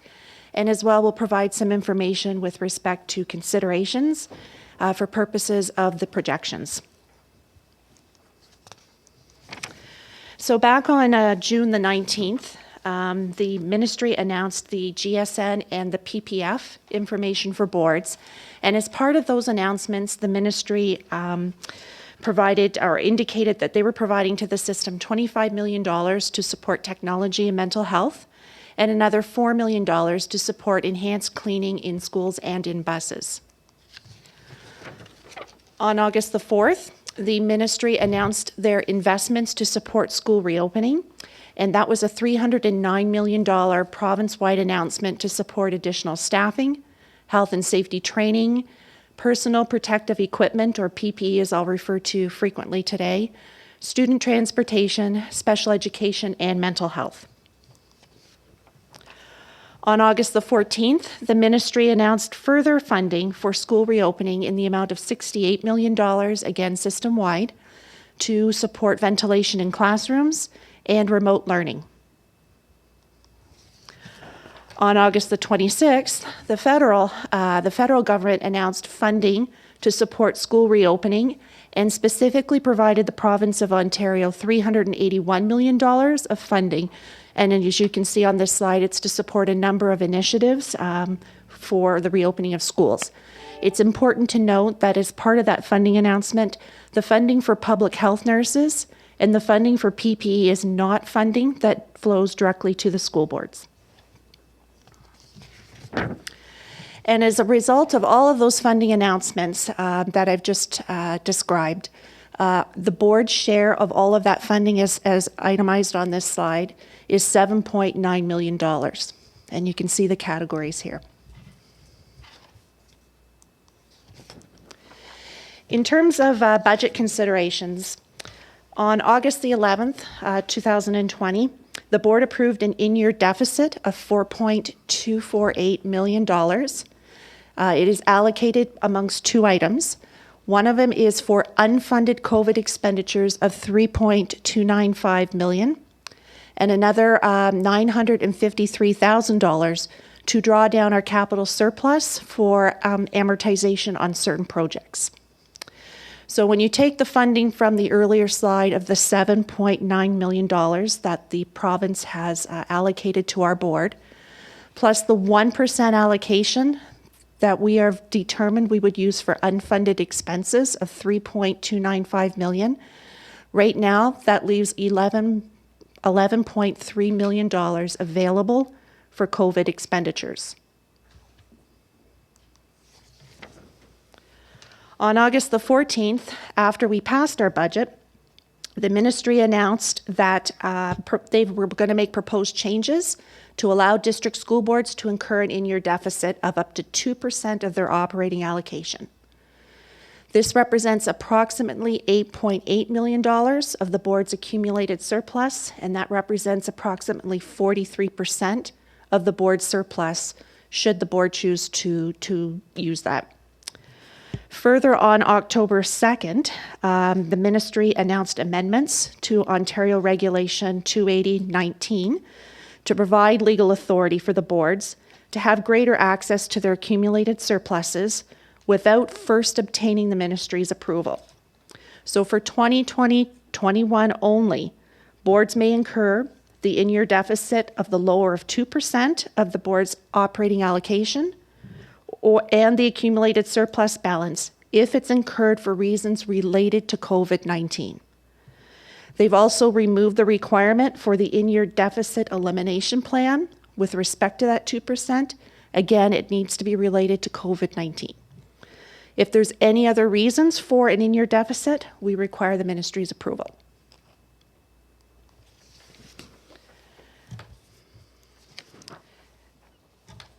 So in terms of the projections that we have developed so far, again, it's very fluid. The circumstances regarding the situations that we find ourselves in are continually changing. But we've tried to put together a summary based on what we know today in terms of what our COVID-related expenses might be. So this first slide talks about PPE, cleaning, and custodial, as you'll see on the slide.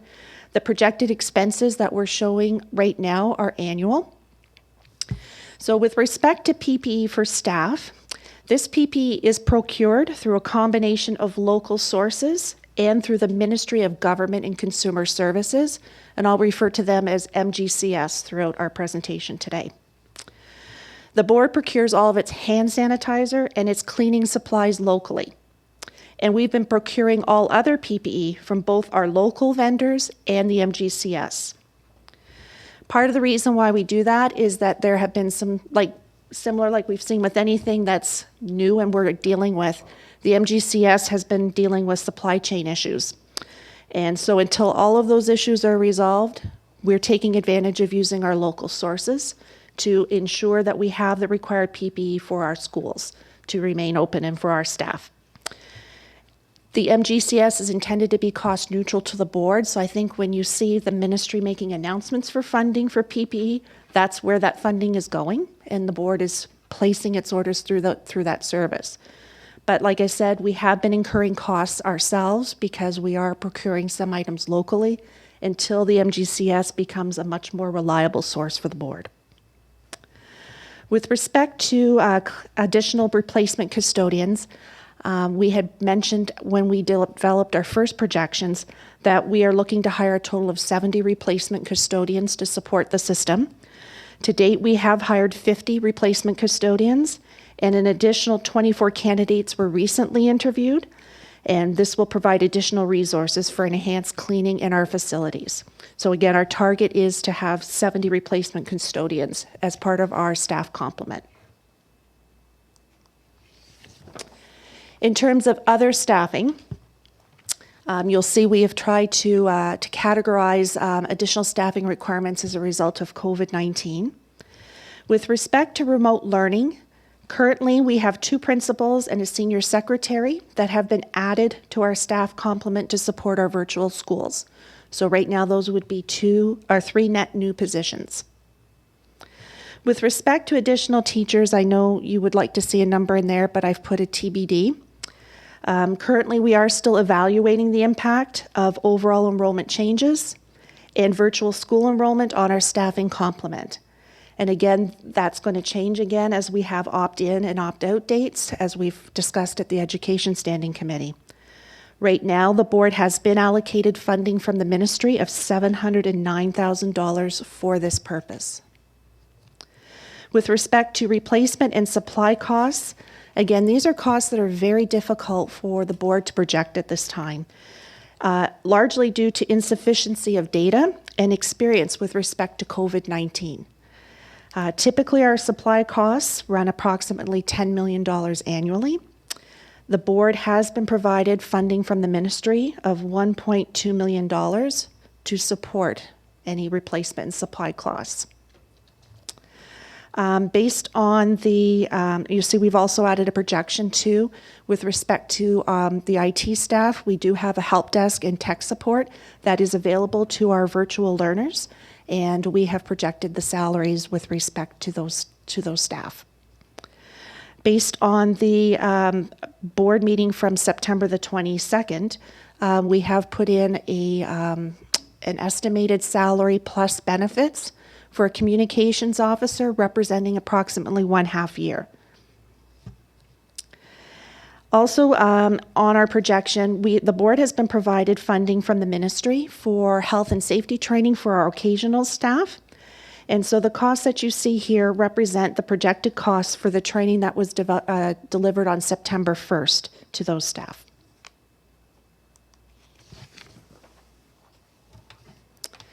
This next slide provides a summary of the anticipated expenditures with respect to student transportation. Changes to the secondary bell time for early release has resulted in an increase in student transportation expenses. This is based on the terms of the consortium's agreement with the bus operators, and this cost is very consistent with what you would see across the province. PPE and cleaning expenses represent an approximation of the board's share of the total expenses based on our ridership. As noted in an earlier slide, PPE has been procured through a combination of local sources and the MGCS. And as the banker board for the consortium, our purchasing department and our facility services does coordinate the PPE for the consortium itself. Route protection and driver retention, these represent bonuses that are paid to drivers to continue driving. So it depends on if they've driven for 6 months, they'll get a certain dollar amount of a bonus as articulated by the ministry. And again, if they drive for 12 months.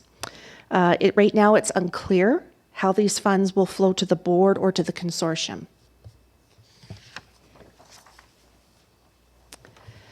This last slide outlines a number of additional expenses related to COVID-19. These special education supports and mental health supports are fully funded and will be used to assist our students. Technology costs include the acquisition of close to 8,000 devices. Internet expenses represent or relate to providing support for students who are learning virtually. The ventilation expenses relate to funding that has been received and which must be spent fully by Thanksgiving. And this is based on the information we have received from the ministry. So the board has used this funding to upgrade controls on remaining ventilation systems that cannot be adjusted remotely, and which will help ensure that rates are set at 100%. The board has also acquired HEPA and UV filtration units for classrooms that rely on an exhaust fan and air leakage into the buildings as their ventilation. This will primarily affect our older schools, such as Glenwood, Colchester North, Gosfield, Anderton, and Central. The projected filters costs are directly attributable to upgrading from the MERV 8 filters to MERV 13 filters and changing those filters on a monthly basis. Incremental utility costs are anticipated as a result of running our ventilation systems longer and maximizing the amount of outdoor air that is coming into the buildings. Projected costs related to the website redesign are also reflected in this. This cost that you see here would be net of amounts that were already reflected in our 2020-21 budget. In addition, additional D2L sessions to support online learning have been acquired. And it's interesting to note that our board is the second highest user of the D2L platform after the TDSB. And then you'll see there are some other costs that are related to our virtual schools that we are still assessing at this time. For example, the cost of the paper or take-home packages. So we've put a TBD on that at this time.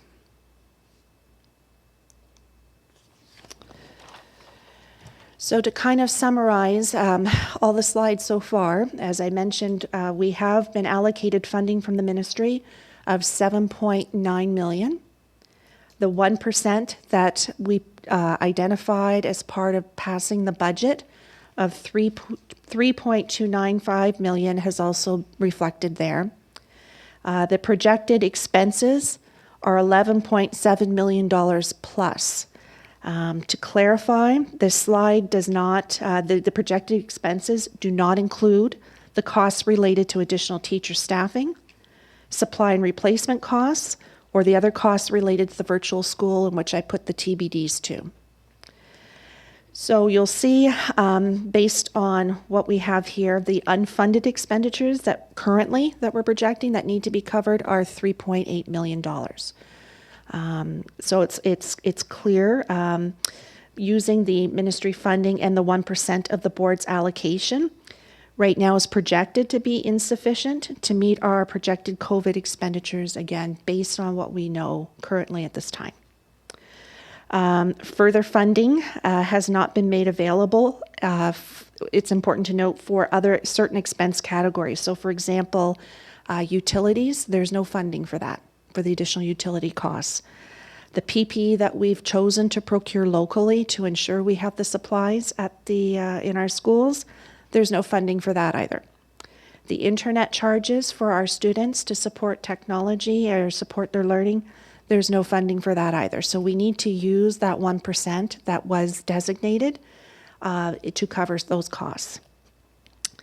It's also important to note that in conjunction with revised estimates, the board will revise its projections accordingly.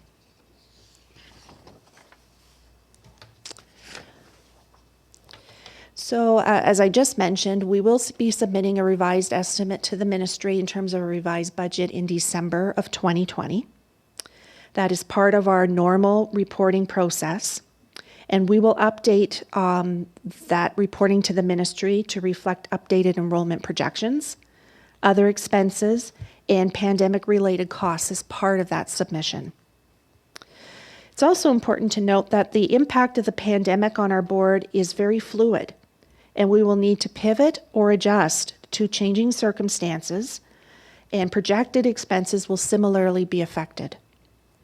This slide highlights a number of considerations which will influence those projections. For example, changes in learning models may impact staffing and classroom reorganization, which again then has an impact on our expense. The state of the pandemic may require the board to change to a different learning model, which would influence the nature and the amount of COVID-related expenditures. So for example, if we were all told we needed to go remotely, that would influence these projections because I may not necessarily need to incur all the utility costs, as an example. The board right now has limited data and experience to inform our projections. For example, we've only been operating really for the last 4 or 5 weeks, so we're just now understanding, for example, what the burn rate would be by staff using PPE and how much we need to keep replenishing. The utilities impact of running our ventilation systems longer, again, we don't have a lot of data with respect to that at this time. So that's why these projections are fluid. Also, the impact of COVID on staff absenteeism is unknown. We do not have historical information that would provide predictive data to inform these projections. The MGCS is another factor. They are addressing their supply chain management issues in their procurement and shipping of PPE across the province. So as a result, we will continue to procure some of our PPE locally to address our requirements and to make sure that we have sufficient supplies across the province until we know such time as the MGCS is a reliable source. But that does add cost to the board. Our first enrollment count date is at October 31st, 2020. This will impact the amount of GSN to be received by the board.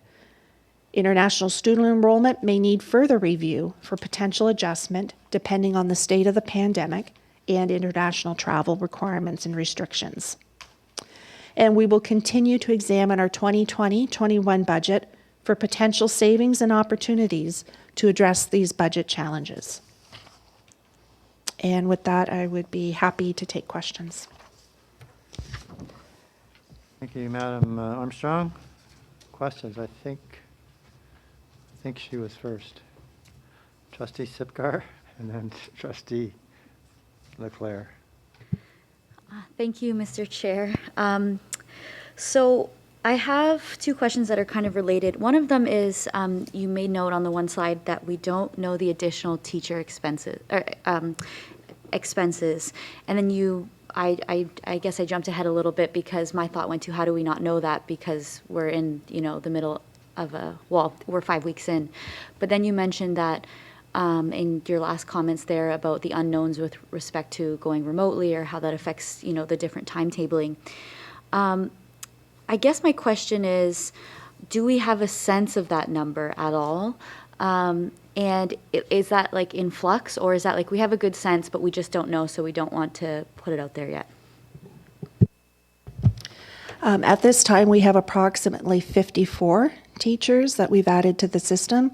But again, we're still assessing because some of that may truly be enrollment growth. And so we'll have GSN to support that. And so it's part of that process as we work through the count date that will help assist in identifying how much of that is enrollment growth related versus how we are staffing the elementary schools. Yes. So I guess with that in mind, you noted on the one slide that we're projecting 3.8 million in unfunded COVID, further unfunded based on some of these projections. How confident are you that that's going to be where that number comes in? I know that you did mention a lot of unknowns, but that's pretty close to the 4.4 million of our 1% that we would be able to access. So how confident are you that we're going to be able to come in under the 2% mark, I guess? That's a great question. Some of the items we would be reasonably confident on. The cost of filters, for example, the internet costs, the cost of the technology, those are all based on purchase orders and items that we've put into the system. The cost of the staff PPE, that's all right now, we've assumed that's all costs that we've incurred to date that we've bought locally, and we're making the assumption that we can now procure with more reliability from the MGCS. So those costs are reasonably certain, I guess, would be a better word to say that. Some of the costs that are tricky, again, come back to supply and replacement costs and absenteeism as a result of the pandemic. Those are very, very difficult to peg. We do have a mechanism that we identify when staff are calling in sick. We have a mechanism that helps us identify what that is. And again, as we keep changing potentially the input, the opt-in and opt-out dates, that changes the dynamics in the classroom, whether it's a virtual classroom or an in-school classroom. And so those are a little bit more difficult to identify at this time. Everyone has gotten the message very clearly about being very careful about how they're spending their budgets, and we are looking for opportunities. And it's difficult to say, I don't know if there'll be more funding. As you'll see from the slides that we did, funding announcements were coming almost every week. And again, because it's so fluid, that could change. So I don't know that that doesn't entirely answer your question, but some of it we're quite comfortable with. I did have one more, but I don't know if I'm allowed it. Go ahead. So on that note then, is it likely that you're going to have to bring back to the board that we'll have to spend the additional 1% at our next revised estimates? I knew someone was going to ask me that question. It's a possibility. I think we need to work through first of all, our fiscal year end. And so we'll be bringing back our fiscal results, our year-end results, to the board next month. And then we turn our direction towards the revised estimates for the ministry. So it is a possibility, and I think it will be helpful because we're going to have several more weeks of experience in terms of what we've gone through that will help inform those projections. So it's a potential. Trustee Leclerc. Thank you, Mr. Chair. So my question goes to, at our last board meeting, we had a discussion regarding our website and the need to identify some funding for the website. And one of the numbers that was brought up was $250,000 as a first phase, if I recall correctly. And I noticed that in this presentation, there's $250,000 for website design. I'm wondering how we justify $250,000 for website design specific to solely the pandemic. That's a great question. It's reflected right now in this analysis because the sense that we were getting from the board meeting was that the pandemic certainly was something that escalated or identified or highlighted some of the challenges with the current communication tools that we have. It is not something that necessarily needs to stay in here. That'll be a determination that we'll all have to collectively make. It is important to note that the ministry is quite clear that to incur a deficit, it must be related to COVID-19.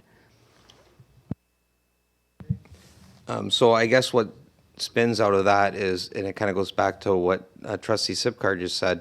So when we have teacher absenteeism, we surely can't attribute all absenteeism this calendar year to COVID.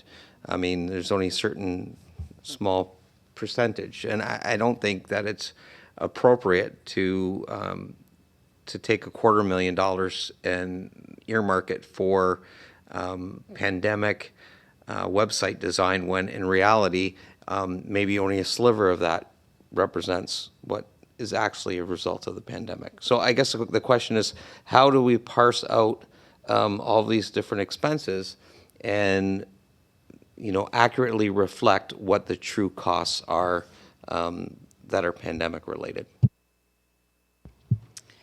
That's another great question. With respect to staff absenteeism, there are, for lack of a better term, reason codes, I suppose, that are put into our attendance system that will allow us to identify if an absence is related to COVID. So we are able to track those expenses. Sorry, this is really awkward here. It's just that the challenge is we've only like 4 or 5 weeks in, so it's really hard to take that information. We have separate accounting codes within our accounting software. So Spec Ed has one through Sharon Pike, Superintendent Pike's Department, Facility Services. So when we are processing purchase orders or other expenses related that we identify are related to the pandemic, we are tracking those items separately in our accounting system to help us identify those costs a lot better. And then it's a great question on the website. It does ask the question, is this a pandemic-related cost? You can't parcel it out, this particular cost. It needs to be a determination about whether that this is COVID or not. If it's not COVID, then we've got to look for budget savings within our 2020-21 budget to cover that cost. Trustee Shin? Thank you, Mr. Chair. Thank you for your presentation.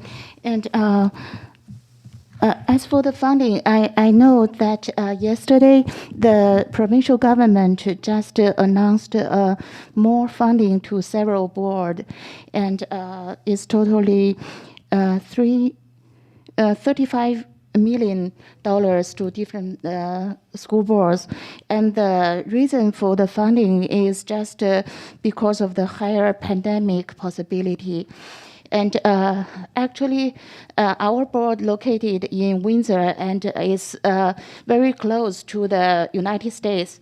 And if I'm not wrong, the board is going to open this month. So I suppose that we have a really higher pandemic possibility. And that makes our board in the great risk. So I'm just confused why we didn't get this kind of funding for the extra protection. And also, you mentioned in the presentation that we are going to update the projection and in December this year. So I wonder if you can put more those kind of risk factors and to emphasize the risk of our board and try to apply for more funding to our school board. And if possible, we trustee can make a motion to write another letter regarding the special situation. Thank you. Okay, Madam Director. Thank you, Trustee Halberstadt. Just with respect to the first question on the $35 million, it did go to, I believe, 12 school boards. Those school boards were designated high risk with respect to COVID cases. You must wonder if that had been 6 weeks ago, we would have been the board getting that money. So it makes me wonder whether there would be identification of that throughout the year. I don't know the answer to that. I certainly haven't got any formal answer to that. But that is, I was a little disappointed that we didn't get some piece of that, but I do understand the pressures that Ottawa and Toronto and such are on asking for more funding. I don't know if that's something we want to do. I think that, I don't know how viable that is, but it certainly wouldn't hurt, though I think they're really doing it based on region and case-by-case COVID experiences from what I've seen. Okay, any further questions? I have a couple. In addition to the $250,000 that Ron referenced, there is the $56,000 for the communications officer, and that is, as I understand it, that's a half a year salary estimated. That represents 6 months of salary and benefits estimated for a communications officer. Again, it's just a high-level estimate at this point because we have not developed a job description or qualifications or anything with respect to that position. So certainly that could be a figure that would be adjusted for purposes of our projections down the road. And again, that would have to be adjusted for COVID to pay for it. That'd have to be justified as something that's needed because of COVID. Is that correct? We would have to use the 2% allocation or 1% allocation for COVID as a deficit. Those expenses have to be related to COVID. So yes, we would have to identify and be able to defend that, or alternatively, we have to fund that through our existing budgets for 2020, 21, and look for savings elsewhere to do that. Okay, when would we know whether we can allot that to COVID, or those two expenses? Well, we'll certainly, when we do our revised estimates, we'll take a look at that. But again, that's a discussion that we're going to have, and I don't know if it's part of the senior team in terms of the rationale behind the website redesign and the communications officer and being able to specifically tag that as COVID. If we don't put it as part of the 1%, like I said, we still have to use our 2020-21 budget, and we'll have to use existing budget and take expenses elsewhere, or use existing budgets to cover that. Okay, I guess the other question was this officer would be if the province says, okay, that's a COVID expense, would that be sustainable throughout the lifetime of the communications officer, or just till the lifetime of the COVID? The lifetime of the COVID. What I would suggest is that it would be built into the budget. And to me, the board has passed a motion with respect to that. If that doesn't fit within the COVID expenses, it would fit within the larger budget and would be money reallocated. Right? The board has passed a motion on that. Is that not correct? Yes. Yes, but I guess I would like, as a trustee, to have that come back to us before you actually allot it.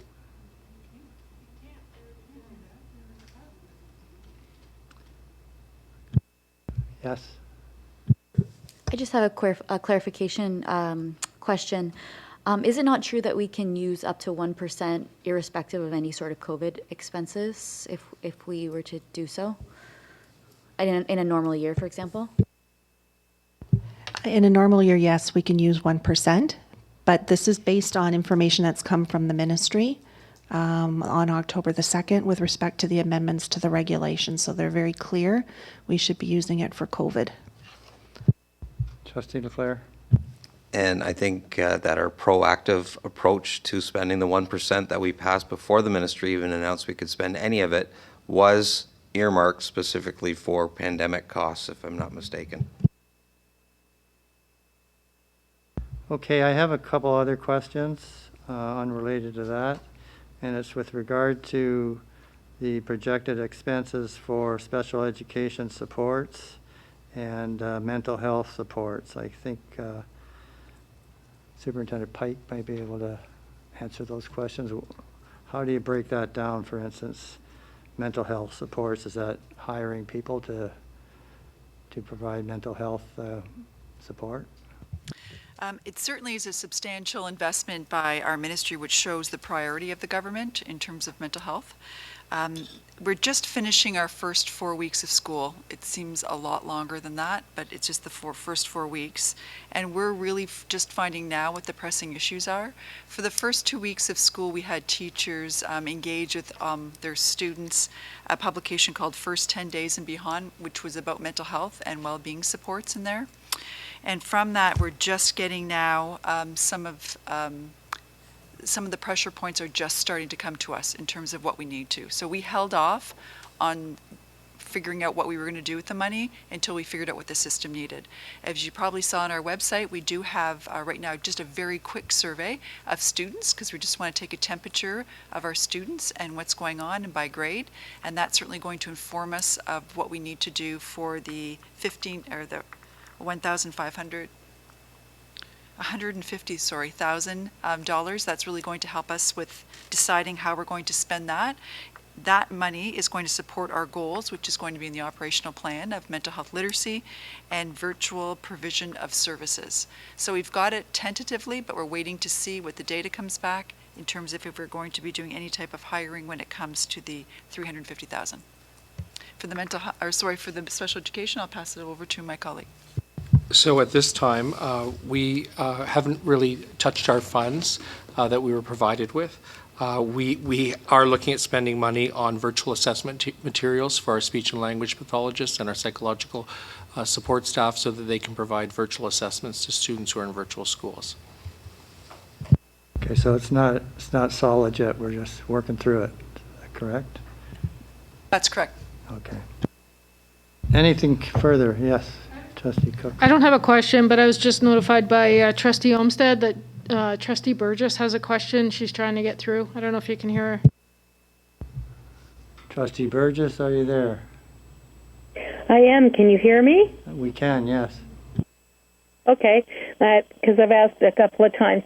I just want it noted that I think we're on G1, but I wasn't given the correct number to put in. So Trustee Olmsted and I jumped on board late, so I missed the first portion and the full presentation, I'm afraid. So forgive me if I ask a question that's already been asked. But I do have a question, and it's regarding the costs that are iterated throughout the presentation. We are on G1, right? Correct. Okay.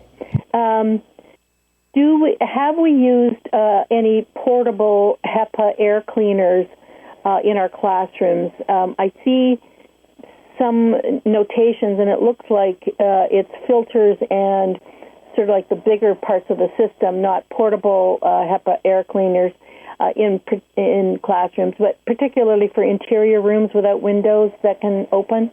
I'm wondering if they are there, if we've done that. Superintendent Armstrong. Thank you for the question. The board received over $840,000 for ventilation expenses, and that does include the acquisition of HEPA and UV filtration units for use in our classrooms. Again, we use them in our kind of older 1950s style schools, such as Glenwood, Colchester North, Gosfield, Anderton, and Central. Great, thank you. Is that it? Okay. Let's move on to delegations, which there are none. Speakers list, which there are none. New business. Reports.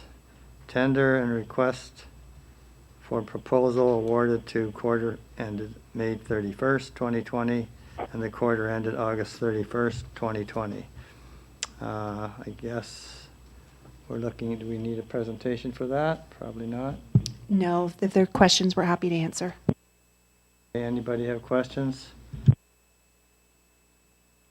Thank you. I'm assuming some of this stuff is already done because part of the report was for May. But I wanted to ask, have we had schools built before by Sterling Ridge General Contracting, or are they new to our board? I don't remember their name. Mr. Mayhew's shaking his head, and I don't know, but we would be happy to find out for you. Well, I just noticed that with all the tenders, they were awarded 3 big ones for a total of $21 million, and that they're building our an addition on one school, and they're building our new no, not them. Yes, they are building the new Mercer Street School, as well as I think 2 other projects. They're all big ones. But one of the projects that they're doing is $6 million of upgrades at Prince Edward and Queen Victoria. And I thought Prince Edward was on our list, our wish list for replacement. So I was surprised that we were doing such a large contract at that school. What do you mean for replacement? You mean that it would That's be on our wish list for replacement. Mr. Allender?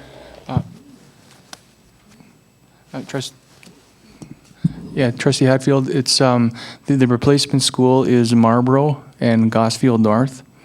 Prince Edward was, I'm going to say approximately, what I think it was around 4 years ago. There was a potential for an accommodation review to happen between a number of schools there, but that didn't come to fruition. So the money now has had to be put into it because it's standing and it needs to work. Yeah, I thought it had made the cut onto the wish list. That's why I was surprised. But Yeah, I think what anyway. happened, Trustee Hatfield, the board, that was a recommendation from administration, and it was about 4 years ago, and the board turned it down. So, but that invites a question for me, and I was looking at the same figures with regard to Queen Victoria and Prince Edward and Hugh Beaton and John Campbell. These expenses add up to about $8 million. So I'm wondering, you know, we're heavily invested in those schools. And I'm wondering if it's maybe time to do another long-term accommodation report. I think we have one for 2019, 2020. Is that right, Mr. Allender? Yes, it is. There is another one coming, though. I believe it's going to be the second board meeting in November.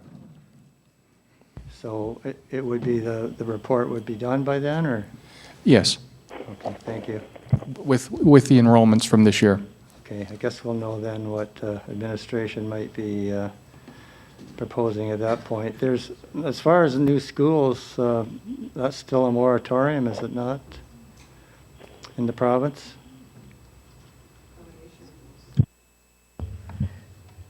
If I could, Trustee Albers, you mean accommodation reviews are a moratorium? No, closing schools. Yeah. There's a moratorium. It's Yes. still a moratorium. Yeah. That's been about 3 years now, a moratorium, right? Correct. Thank you. Okay, any other questions on that, on those, on that quarter tenders? If not. Question, Burgess? Okay. Trustee Burgess. Thank you, Mr. Chair. It's just another acronym, and it's SCIA upgrades. I think it is. What is the acronym? School condition improvement.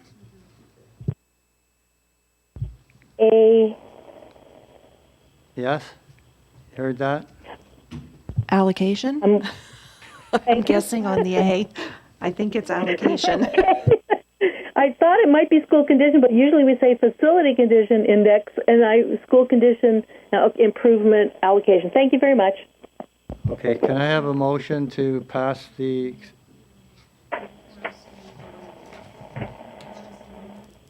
That includes all the spending, tender and requests? I would move it, Burgess. Pardon? It's just for receipt. Okay. Sorry, I know that there was a question about Sterling Ridge, and Mr. Mayhew actually does have an answer on that, so I wanted to give him an opportunity to answer. Yes. Sterling Ridge is previously known as Loring. They've done, you might have seen that name before in the past. They've done some upgrades under the SCI program for us in the past, but Mercer will be their first complete school build. Point of order. Yes. Information order. It's 9:50. We have a timed item on the public agenda. If everybody's content, we can finish this agenda and move forward, but I just wanted to point out that we are at a timed item on the public agenda. Okay, so we have a consensus on moving on? Shouldn't be too much longer. Yes, okay. Consent. Interim financial expense report, 2020. Guess that is Sean. No? Well, I can just introduce it. First of all, I want to recognize that Mr. Mayhew is here, and it's been a long day for him. I want to thank him because he did the work on these reports and deserves the credit for the work on that. Included in the package, I know it seems like a long time ago, but it is the interim financial information report for the third quarter ended May 31st, 2020. That report reflects some of the impacts of the labor disruptions that was experienced at the beginning of the year, and it has some limited impacts with respect to the school closure order that was announced on March the 13th. That's all reflected in the report, and we'd be happy to answer questions. Are there questions? No. All right, so we now have policy regulation, borrowing and investment of funds reporting. So that's another report. Any questions on that one? That's a pretty routine thing. No? Trustee question period.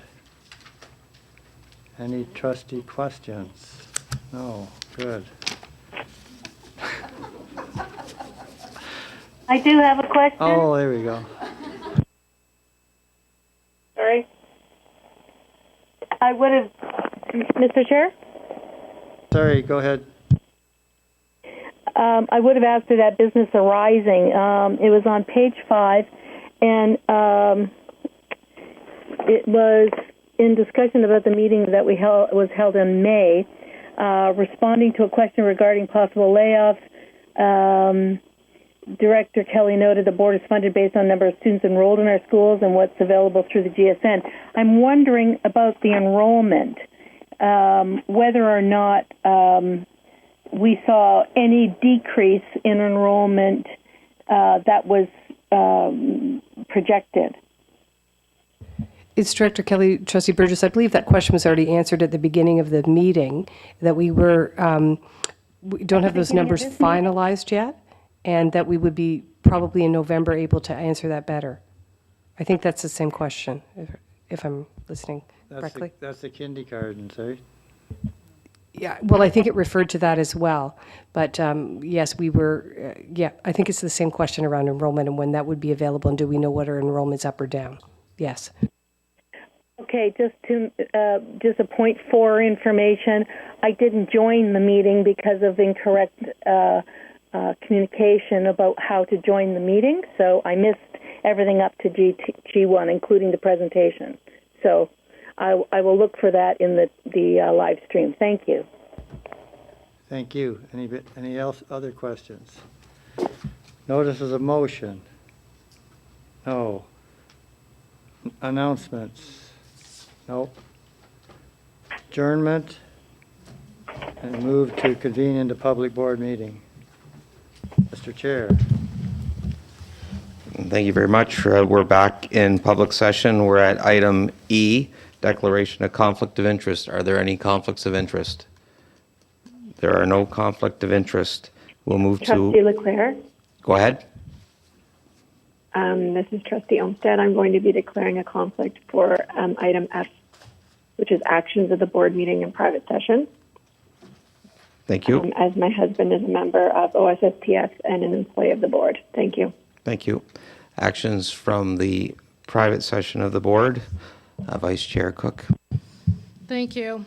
So we'll start with F1. Looking for a mover for F1, Trustee Hatfield. Seconder is Trustee Leclerc. All in favor? All opposed? Passed. F2, looking for a mover, Trustee Sipkar. Seconder is Trustee Higgison. All in favor? All opposed? Passed. One opposed? No. Okay, you had me going there. F3, looking for a mover, Trustee Satori. Trustee Leclerc is a seconder. All in favor? Opposed? Passed. F4, looking for a mover, Trustee Satori. Trustee Hatfield is a seconder. All in favor? Fantastic. All opposed? F5, Trustee Satori is moving. Trustee Higgison is a seconder. All in favor? All opposed? Thank you. Thank you very much, Vice Chair Cook. Motion to approve the minutes of the June 2nd meeting 2020. Trustee Hatfield, Trustee Cook, all in support? Opposed? That's carried. Business arising from the minutes? Any business arising from the minutes? There are no business arising from the minutes. I do not believe there's any recommendations from the standing committees. Is there any notice of motion? Notice of motion, Trustee Cheen. Thank you, Mr. Chair. My motion is based on the second wave of the pandemic, and the motion is that based on the ongoing situation of second wave of COVID-19 pandemic, and based on the concerns from teachers, especially from union of the teachers, to protect all students and staff, I suggest to the GECDSB board to reconsider the mandatory masks for all students in our school board, including JK to grade 3 in school, with the availability for parents to request a waiver of mandatory masks. Yeah.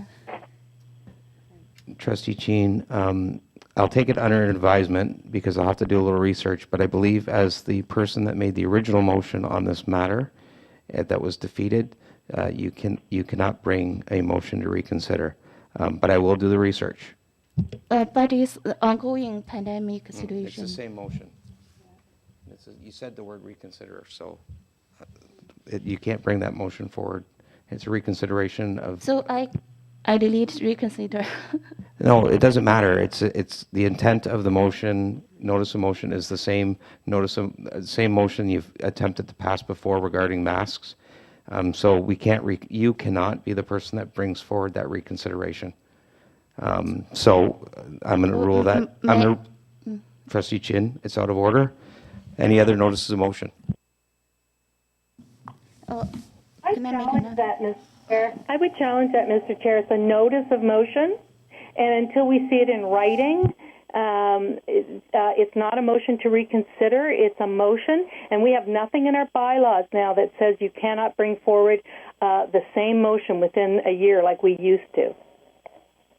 We don't have anything in our bylaws to prevent it anymore. We used to, but not anymore. I will look into it, and I will accept the notice of motion in writing, and then I will make a ruling like I have in the past as whether or not it's lawful. But my inclination is that Robert's rules say a reconsideration are not permitted by the person who originally made the motion. On the prevailing. She wasn't on the prevailing side. Right. So I will take it under advisement, as I indicated initially, but my inclination is it is out of order. Are there any other notices of motion?